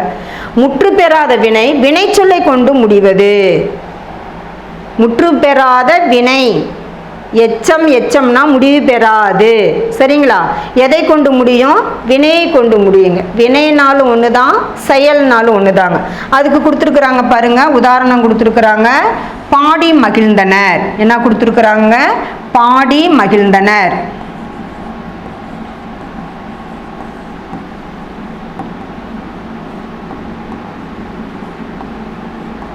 பாடி மகிழ்ந்தனர். இது பாருங்க, இந்த சொல் வந்து முடிவு பெறல, எச்சம். அதான் பாருங்க, முற்று பெறாத வினை. பாடுறது ஒரு செயல், செயல் என்றாலும் வினை என்றாலும் ஒண்ணுதாங்க. சரிங்களா?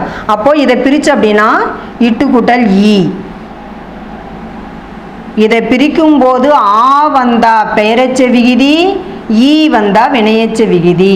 சரிங்களா? நம்ம பகுபத உறுப்பிலக்கணம்லாம் நீங்கள் வந்து என்ன பயிற்சி பெற்று இருப்பீங்க, அப்போ நம்ம தெரியுங்க. எளிமையாக எப்படி தெரிஞ்சுக்கலாம் அப்படின்னா, ஆள முடிஞ்சா பெயரெச்ச விகுதி, ஈல முடிஞ்சா வினையெச்ச விகுதி அப்படின்னு. இதில் பாருங்க, ஈல முடியுதுங்களா? வினையெச்ச விகுதி. அதேமாரி ஊல முடிஞ்சாலும் வினையெச்சம் தாங்க. சரிங்களா? அதில் பாருங்க, பாடி மகிழ்ந்தனர். பாடி எனும் எச்ச வினை, எச்சம்னா முடிவு பெறல, மகிழ்ந்தனர் எனும் வினையை கொண்டு முடிந்துள்ளது. சரியா? மகிழ்ந்தனர் மகிழ்ச்சி அடைந்த, மகிழ்ச்சி அடைகிறது ஒரு செயல். அதனால இது வினையெச்ச தொடர். புரியுதுங்களா? வினையெச்சம், இதை அடுத்தது தொடர் வருது, அதனால வினையெச்ச தொடர். புரியுதுங்களா?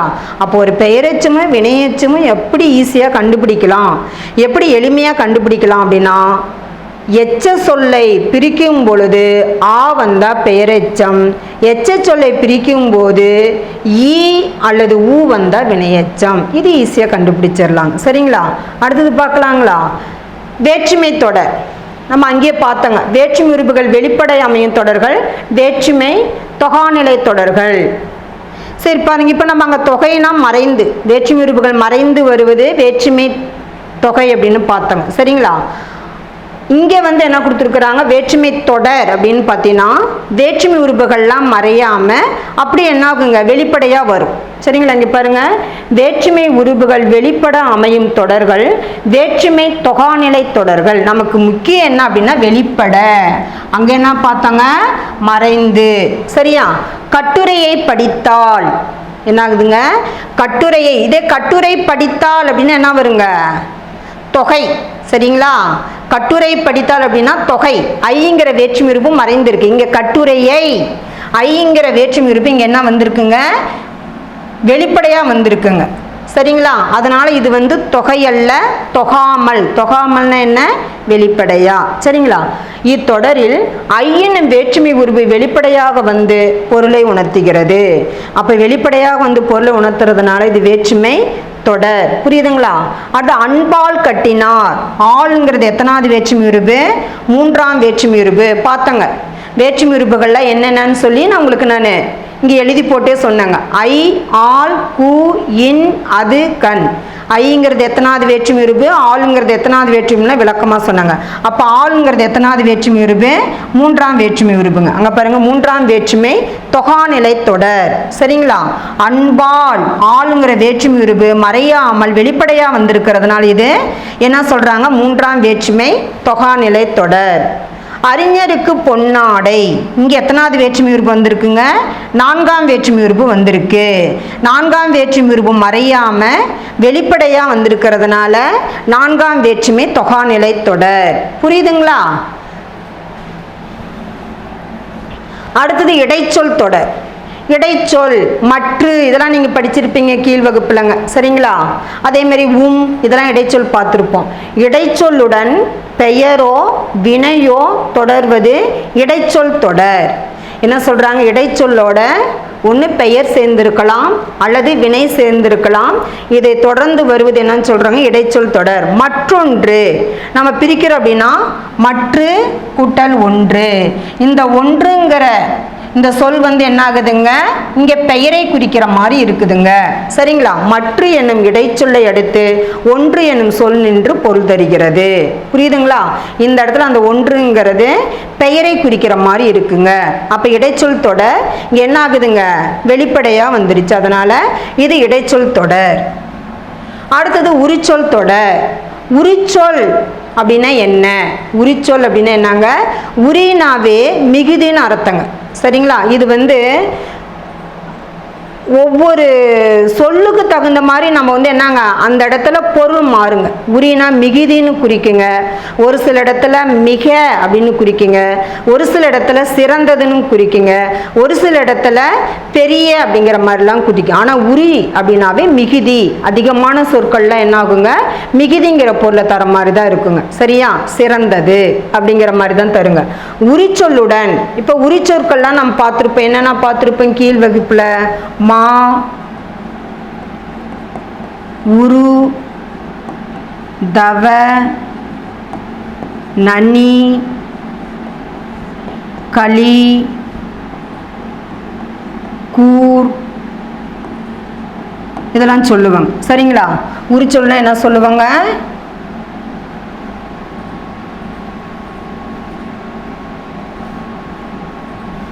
இங்கே பாருங்க, மா, உரு, தவ, நனி, கூர். சரிங்களா? இன்னும் நிறைய இருக்குங்க. இன்னும் நிறைய வார்த்தைகள்லாம் இருக்கு. நீங்கள் கீழ் வகுப்பில் படிச்சிருப்பீங்க. ஆனால் அடிக்கடி வரக்கூடியதெல்லாம் பார்த்தீங்கன்னா இதை தான் நம்ம சொல்லுவோங்க. சரிங்களா? அதேமாரி சாலை நம்ம பாடப்பகுதியில் கொடுத்துருக்குறாங்க பாருங்க. என்ன கொடுத்துருக்குறாங்க?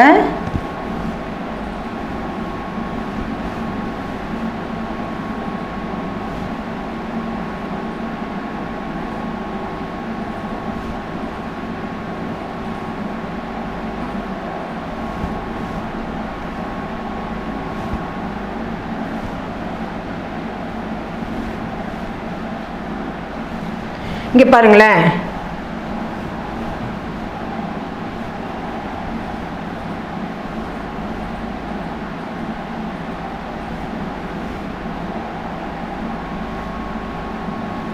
இங்கே பாருங்க, உரிச்சொல் தொடர் அப்படின்னா மா, உரு, தவ, நனி, கூர், சால, களி இதெல்லாம் கூட சொல்லுவாங்க. சரிங்களா? அப்போ உரிச்சொல் அப்படின்னாவே அதிகமாக எந்த சொல்ல குறிக்கும் அப்படின்னா மிகுதிங்கிற வார்த்தையை குறிக்குங்க.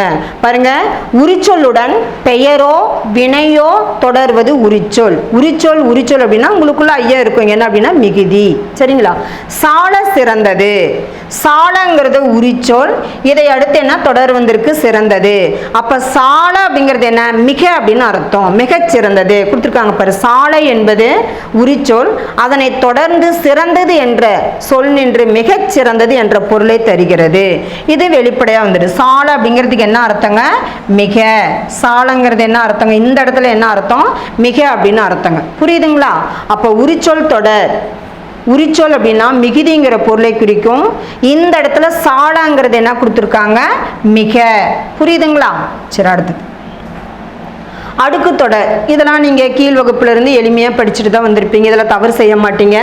அடுக்கு தொடர் அப்படின்னா ஒரு சொல் 2, 3, 4 முறை கூட வருங்க. நம்ம புக்கில் இருக்கிறது 2, 3 முறை அடுக்கி வருதுன்னு சொல்கிறாங்க. ஆனால் அடுக்கு தொடர் அப்படின்னா ஒரு சொல் 2, 3, 4 முறை அடுக்கி வருவது அடுக்கு தொடர். நம்ம இதிலே கூட பார்த்தீங்கன்னா இரட்டை கிளவி அடுக்கு தொடர் வேறுபடுத்திக்கு இது மாதிரிலாம் கீழ் வகுப்பில் படிச்சிருப்பீங்க. இதே கூட உங்களுக்கு ஐயா வருங்க. இரட்டை கிளவி அப்படின்னா பிரிக்க முடியாது. அந்த சொல்லை என்ன பண்ண முடியாதுங்க? பிரிக்க முடியாதான். நான் அடுக்கு தொடர்னா என்ன பண்ணலாங்க? அந்த சொல்லை பிரித்து காட்டலாங்க. சரிங்களா? பிரித்தால் பொருள் தந்துச்சு அப்படின்னா எதுங்க? அடுக்கு தொடர். பிரித்தால் பொருள் தரல அப்படின்னா இரட்டை கிளவி. இரட்டை கிளவி பார்த்தீங்கன்னா 2 முறை தான் வருங்க. அடுக்கு தொடர் 2, 3, 4 முறையும் கூட அடுக்கி வருங்க. சரிங்களா? ஒரு சொல் 2, 3 முறை அடுக்கி தொடர்வது அடுக்கு தொடர். வருக வருக வருக, ஒரே சொல் வருகையின் காரணமாக மீண்டும் மீண்டும் வந்து அடுக்கி வந்துள்ளதுன்னு சொல்றாங்க. சரிங்களா? புரியுதுங்களா? ஆக மொத்தத்தில் பிரிச்சா நமக்கு வந்து என்ன ஆகுங்க? அடுக்கு தொடர் வந்து பொருளை தரும். அது தெரிஞ்சுக்கோங்க. ஏன்னா அது உங்களுக்கு குழப்பமாகவே இருக்கு. ஒரு இலக்கண குறிப்பு கேட்டாங்கன்னா இரட்டை கிளவின்னு எழுதுறீங்க. அதெல்லாம் அப்படி வரக்கூடாது. இரட்டை கிளவி 2 முறை தான் வருங்க. 2 முறை தான் வருங்க. அடுக்கு தொடர் 2, 3 முறை வரலாம், 4 முறை கூட வரலாம். நம்ம பாடப்பகுதியில் எப்படி இருக்கோ அது மாதிரி பார்த்தோம். பாருங்க, வருக பிரிச்சுன்னா என்ன ஆகும்? பொருள் தரும். சரிங்களா? இப்போ 9 வகையான தொகாநிலை தொடர்களை பார்த்தோங்க. அடுத்தது பார்க்கலாங்களா? இலக்கண குறிப்புலாம் கேட்பாங்க. உங்களுடைய சிந்தனைக்காக ஒரு சில வினாக்கள். இலக்கண குறிப்புங்க. வண்ண சொற்களின் தொடர் வகைகளை அறிக. இப்போ அடுக்கு தொடர்னா என்ன, பெயரெச்சொன்னா என்ன, வினையச்சொன்னா என்ன அப்படிங்கிறதெல்லாம் பார்த்தோங்க. இங்கே பாருங்க, பழக பழக அப்படின்னு ஒரு இலக்கண குறிப்பு கேட்குறாங்க அப்படின்னா அடுக்கு தொடர். அடுக்கு தொடர்னா 2 முறை, 3 முறை, 4 முறை அடுக்கி வருங்க. இங்கே 2 முறை அடுக்கி வந்துட்டு இருக்கு. அதே மாதிரி அடுக்கு தொடர் நம்ம என்ன பண்ணலாங்க? பிரித்தால் பொருள் தரும். பழக பழக, அப்போ அடுக்கு தொடர் இலக்கண குறிப்புங்க. வடித்த கஞ்சியில், இது எப்படி பெயரெச்ச தொடர்? வடித்த கஞ்சியில் அப்படின்னு இலக்கண குறிப்பு கேட்டாங்க அப்படின்னா பெயரெச்ச தொடர். அதாவது எச்ச சொல்லை அடுத்து பெயர் இருக்குங்க. அந்த பெயரெச்சனா நம்ம எப்படி கண்டுபிடிக்கலான்னு பார்த்தோம். இத்து கூட்டல் ஆ. ஆ வந்தா பெயரெச்சம், ஈ வந்தா வினையெச்சம். முதலில் இருக்கக்கூடிய சொல்லை பிரிக்கும் போது அந்த விகுதியில ஆ வந்தா பெயரெச்சம், ஈ வந்தா வினையெச்சம் பார்த்தாங்க. இங்க பாருங்க, வடித்தங்கிற சொல் முடிவு பெறல, எச்சமா இருக்கு. எச்சம்னா முடிவு பெறாத சொல்லுன்னு பார்த்தோம். இதை அடுத்து பெயர் வந்திருக்குங்க. அதனால பெயரெச்ச தொடர். அடுத்தது மேடையில் நன்றாக பேசினான். நன்றாக பேசினான், இது செயலை எடுத்து வருது, வினையெச்சம். இந்த இடத்துல முற்று பெறல, எச்சமா இருக்கு. அடுத்தது என்னங்க? பேசினான் அப்படின்னு வந்திருக்கு. அப்ப வினையெச்ச தொடர். கவிதைகளின் தொகுப்பு. இப்ப இன்ங்கிறது வேற்றுமை உறுப்பு. எத்தனாவது வேற்றுமை உறுப்பு அப்படின்னா 5ஆம் வேற்றுமை உறுப்புங்க. ஐ, ஆல், கு, இன், அது, கண். இது எத்தனாவது வேற்றுமை உறுப்புங்க? 5ஆம் வேற்றுமை உறுப்பு. இங்க சொல்லோட சேர்ந்து வந்திருக்கிறதுனால 5ஆம் வேற்றுமை தொகாநிலை தொடர். தொகா அப்படின்னா என்ன? மறையாமல். சரிங்களா? இங்க இன் அப்படிங்கிறது மறையாமல் அப்படியே வந்திருக்குங்க. வேற்றுமை உறுப்பு இந்த இடத்துல மறையாமல் வந்திருக்கிறதுனால 5ஆம் வேற்றுமை தொகாநிலை தொடர். சரிங்களா? சரிங்க. அடுத்தது அளபடை அப்படிங்கிறத நம்ம பார்த்துருப்போம். அளபடை அப்படின்னா என்ன நம்ம விளக்கமாக பார்த்துருப்போங்க 1வது இயல்ல. அளபடை அப்படின்னா நீண்டு ஒலித்தல். அளபடைனா என்னங்க? நீண்டு ஒலித்தல். சரிங்களா? அப்போ இப்போ நம்ம பார்க்க போறது உயிரளபடையோட வகையை மட்டும் பார்க்கலாங்க. உயிரளபடை எத்தனை வகைப்படும் அப்படின்னா 3 வகைப்படும். உயிரளபடை எத்தனை வகைப்படும்? ஏன்னா இது இந்த வினாக்கள் அதிகமாக கேட்குறாங்க. உயிரளபடை அப்படின்னா உயிரெழுத்துக்கள் அளவெடுத்து வருவது உயிரளபடை அப்படின்னு நம்ம படிச்சிருப்போங்க. சரிங்களா? இந்த உயிரளபடை எத்தனை வகைப்படும்? 3 வகைப்படும். இது ஒரு மதிப்பெண்கள் வினா. அடுத்தது பார்த்தீங்கன்னா இதில் சொல்லிசை அளபடைனா என்ன, இசை நிறை அளபடைனா என்ன, இன்னிசை அளபடைனா என்ன அப்படிங்கிறத கேட்குறாங்க. சரிங்களா? இதில் பாருங்க, முதல்ல நம்ம பார்க்கலாம். அதாவது உயிரளபடை எத்தனை வகைப்படும்? 3 வகைப்படும். என்னென்னங்க? செய்யுளிசை அளபடை, சொல்லிசை அளபடை, அடுத்தது இன்னிசை அளபடை. செய்யுளிசை அளபடை அப்படின்னா செய்யுளில் ஓசை குறையும் போது அதனை நிறைவு செய்ய நெட்டெழுத்துக்கள் அளபெடுத்தலை செய்யுளிசை அளபடைன்னு சொல்லுவோம். நெட்டெழுத்துக்கள்லாம் தெரியுங்க. ஆ, ஈ, உ ஏ ஓ ஐ சொல்கிறோமா இல்லைங்களா? அதை தான் சொல்கிறாங்க. அதாவது செய்யுளில் ஓசை குறையும் போது அந்த ஓசையை நிறைவு செய்வதற்காக நெட்டெழுத்துக்கள் அளபெடுத்தல் என்னன்னு சொல்கிறாங்க? செய்யுளிசை அளபெடைன்னு சொல்கிறாங்க. சரிங்களா? இதுக்கு இன்னொரு பெயர் இருக்கு, இசை நிறை அளபெடை. இப்படி கூட சொல்லுவாங்க. செய்யுளின் இசையை நிறைவு செய்வதற்காக நெட்டெழுத்துக்கள் அளபெடுத்து வருவதை இசை நிறை அளபெடைன்னு சொல்லலாங்க. புரியுதுங்களா? அப்போ செய்யுளிசை அளபெடைனாலும் ஒன்று தான், இசை நிறை அளபெடைனாலும் ஒன்று தாங்க. அப்போ இதுக்கு என்ன விளக்கம்? செய்யுளில் ஓசை குறையும் போது அதனை நிறைவு செய்ய நெட்டெழுத்துக்கள் அளவெடுப்பதை செய்யுளிசை அளபெடை அல்லது இசை நிறை அளபெடை அப்படின்னு சொல்றாங்க. சரிங்களா? இதில் பாருங்க, அதே மாதிரி அளவெடுக்கும் போது நெடிலுக்கு அப்புறம் என்ன ஆகும்? நெடிலுக்கு அப்புறம் பார்த்தீங்க அப்படின்னா குறில் தான் வருங்க. ஓவோடைய குறில் ஓ, ரா ஆவுடைய குறில் ஆ, தா நெடிலுடைய குறில் ஆ. புரியுதுங்களா? மொழி முதல்ல அளவெடுத்து வந்திருக்கு, அடுத்தது மொழி இடையில அளவெடுத்து வந்திருக்கு, அடுத்தது மொழி இறுதியில் வந்திருக்குன்னு சொல்கிறாங்க. புரியுதுங்களா? அடுத்தது இன்னிசை அளபெடை. இன்னிசை அளபெடை அப்படின்னா செய்யுளின் இனிமைக்காக இன்னும் சொல்லுவாங்க, கொடுத்துருக்காங்க. செய்யுளில் ஓசை குறையாத இடத்திலும் இனிய ஓசைக்காக குறில் நெடிலாக அளவெடுப்பது. குறில் எழுத்துக்கள் என்ன வருங்க? நெடிலா வருங்க. அதாவது செய்யுளில் ஓசையே குறையாது. அந்த பாடலில் இன்னும் நம்ம அதிகமாக அந்த ஓசை கொண்டுட்டு வரணும் இனிமைக்காக. ஏதோ ஒரு படத்தில் அஜித் கூட பார்த்தீங்க அப்படின்னா இன்னிசை அளபெடையில் பாடல் பாடுவாருங்க. அந்த மலையில் நெனைஞ்சிக்கிட்டுலாம் பாடல் பாடுவாருங்க. ஜோதிகா அஜித்லாம் அந்த படத்தில் திரைப்படத்தில் இருக்காங்க. அந்த பாடல் முழுவதுமே பார்த்தீங்கன்னா இன்னிசை அளபெடையில் இருக்கிறதா சொல்லுவாங்க. சரிங்களா? அப்போது இன்னிசை அளபெடை அப்படின்னா அந்த செய்யுளில் ஓசை குறையாது, அந்த ஓசை இன்னும் நம்ம மிகுதிப்படுத்தணும். எதுக்கு? கேட்கறதுக்கு இனிமையாக மிகுதிப்படுத்தணும் அப்படின்னா நம்ம என்ன பண்ணுறோங்க? இன்னிசை அளபெடையை பயன்படுத்துகிறோம். இப்போ நீங்கள் வகுப்புலேயே கூட இருக்கீங்க, பக்கத்தில் திருவிழா நடக்கும்போது பார்த்தீங்கன்னா ஒரு பாடல் நல்லா வேகமாக ஒலிக்குதுன்னு நம்மளுடைய கவனம் எங்கே போகுங்க? அங்கே தான் போகும். சரிங்களா? அதனால் பார்த்தீங்க அப்படின்னு இன்னிசை அளபெடைனா என்னங்க? செய்யுளின் இனிமைக்காக குறில் என்ன ஆகுங்க? நெடிலாகும். ஆங்கிற எழுத்தை ஆன் நம்ம சொல்லும்போது என்ன ஆகுங்க? நெடிலாகும்னு சொல்கிறோம் இல்லைங்களா? அப்போது செய்யுளின் இனிமைக்காக குறில் நெடிலாக மாறி அளவெடுப்பது இன்னிசை அளபெடை அப்படின்னு சொல்கிறாங்க. சரி பாருங்க, கெடுப்பதும். கெடுப்பதும் இங்கே குறில் தான். நம்ம கெடுப்பதும் தான் சொல்லுவோம், படுப்பதும் தான் சொல்லுவோம், வளர்க்குறும் தான் சொல்லுவோம். சரிங்களா? கெடுப்பதும் அப்படின்னு சொல்லுவோமா? இந்த எழுத்துக்கள்லாம் நம்ம அளபெடையில் மட்டும்தான் என்ன உயிரெழுத்துக்கள் இடையில வருது அப்படின்னா எங்கே வரும் அப்படின்னா அளபெடையில் மட்டும்தாங்க வரும். நம்ம இடையில சாதாரணமாக உயிரெழுத்துக்கள்லாம் இடையில நம்ம போட மாட்டாங்க. சரிங்களா? அப்போது இதில் பார்த்தீங்க அப்படின்னா குறில் நெடிலாக மாறி என்ன ஆகுதுங்க? அளபெடுக்குதுங்க. இது இன்னிசை அளபெடை. அடுத்தது சொல்லிசை அளபெடை. அடுத்தது என்னங்க? சொல்லிசை அளபெடை. செய்யுளில் ஒரு பெயர் சொல் எச்ச சொல்லாக தெரிந்து அளவெடுப்பது சொல்லிசை அளபெடை. சரியா? இதில் உதாரணம் பாருங்க. நசை. நசை அப்படின்னா விருப்பம். நசைன்னா என்னங்க? விருப்பம். சரிங்களா? இது என்ன ஆகுதுங்க? ஈழ முடியுது. ஈழ முடிஞ்ச என்ன ஆகும்? நம்ம வினைன்னு பார்த்தோங்களா? ஒரு பெயர் சொல் அதான் பாருங்க. நசைனா விருப்பம், பெயர். இந்த பெயர் எதில் முடியுது? கொடுத்துருக்காங்க பாருங்க. செய்யுளில் ஒரு பெயர்ச்சொல் எச்ச சொல்லாக தெரிந்து அளவெடுப்பது கொடுத்துருக்காங்களா? பொருள் தருவதற்காக நசை என அளவெடுத்தது பெயர்ச்சொல் வினையச்சமாக மாறுது. புரியுதுங்களா? அந்த பெயர்ச்சொல்லாவா மாறுது, வினையா மாறுது. வினையனா என்ன? விருப்பங்கிறது பெயர், விரும்பி. சரிங்களா? வினையாம் மாறதுனால இது சொல் இசை அளபெடை. புரியுதுங்களா? செய்யுளில் ஒரு பெயர் சொல் என்னவா மாறும்? வினையாம் மாறும். பெயர் வினையாம் மாறுத, பெயர் சொல் வினை சொல்லாம் மாறதான் சொல்லிசை அளபெடை அப்படின்னு சொல்லுவாங்க. அடுத்தது பார்த்தீங்க அப்படின்னா இலக்கண குறிப்புகள்.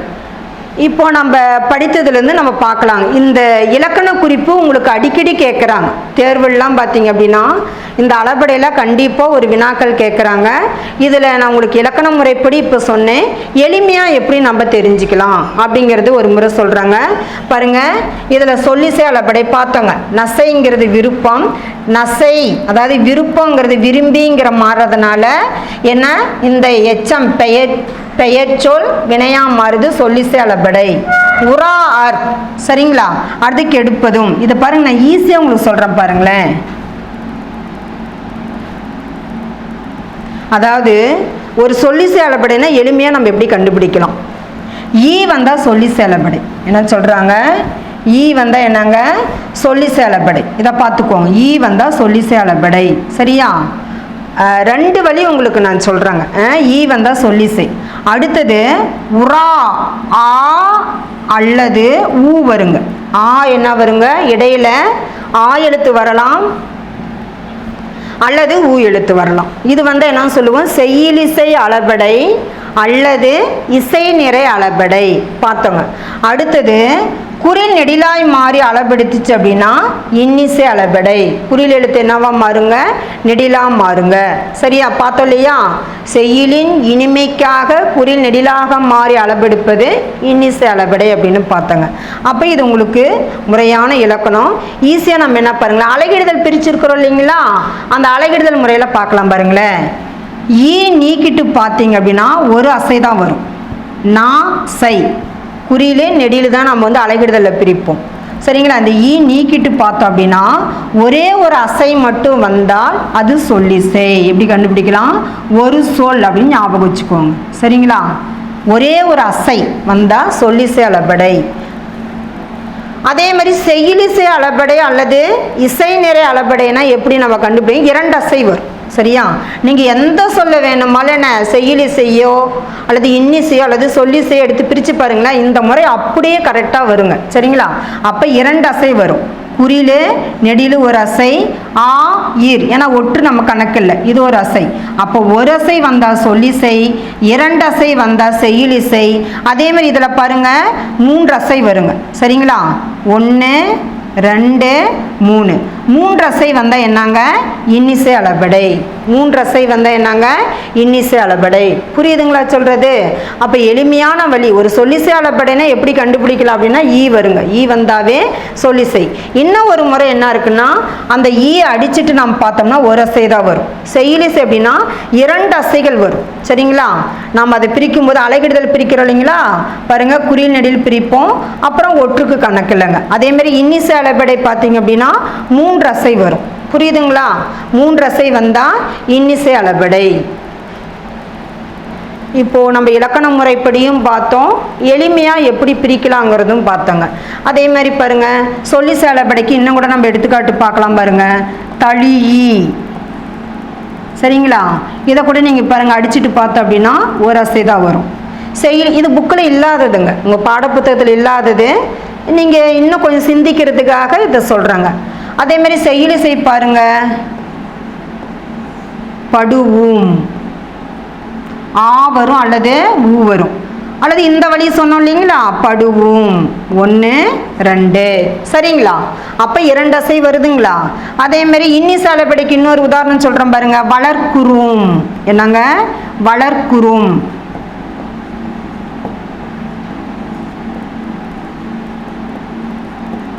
வளர்க்குறும்.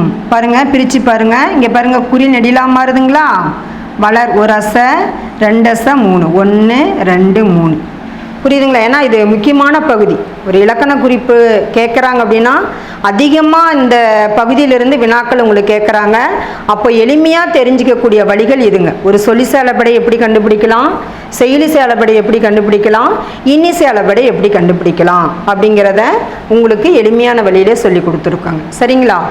சரிங்க. இதுவரையிலும் நம்ம தொகைநிலை தொடர்கள், தொகாநிலை தொடர்கள் இதெல்லாம் பார்த்தோங்க. அதே மாதிரி உயிரளபடை அதனுடைய வகைகள் பார்த்தோம். அதெல்லாம் புரிஞ்சிருப்பீங்கன்னு நினைக்கிறேங்க. வரக்கூடிய தேர்வுக்கு நல்லா படிங்க. இதை பயன்படுத்திட்டு நல்லா படிங்க. நன்றி.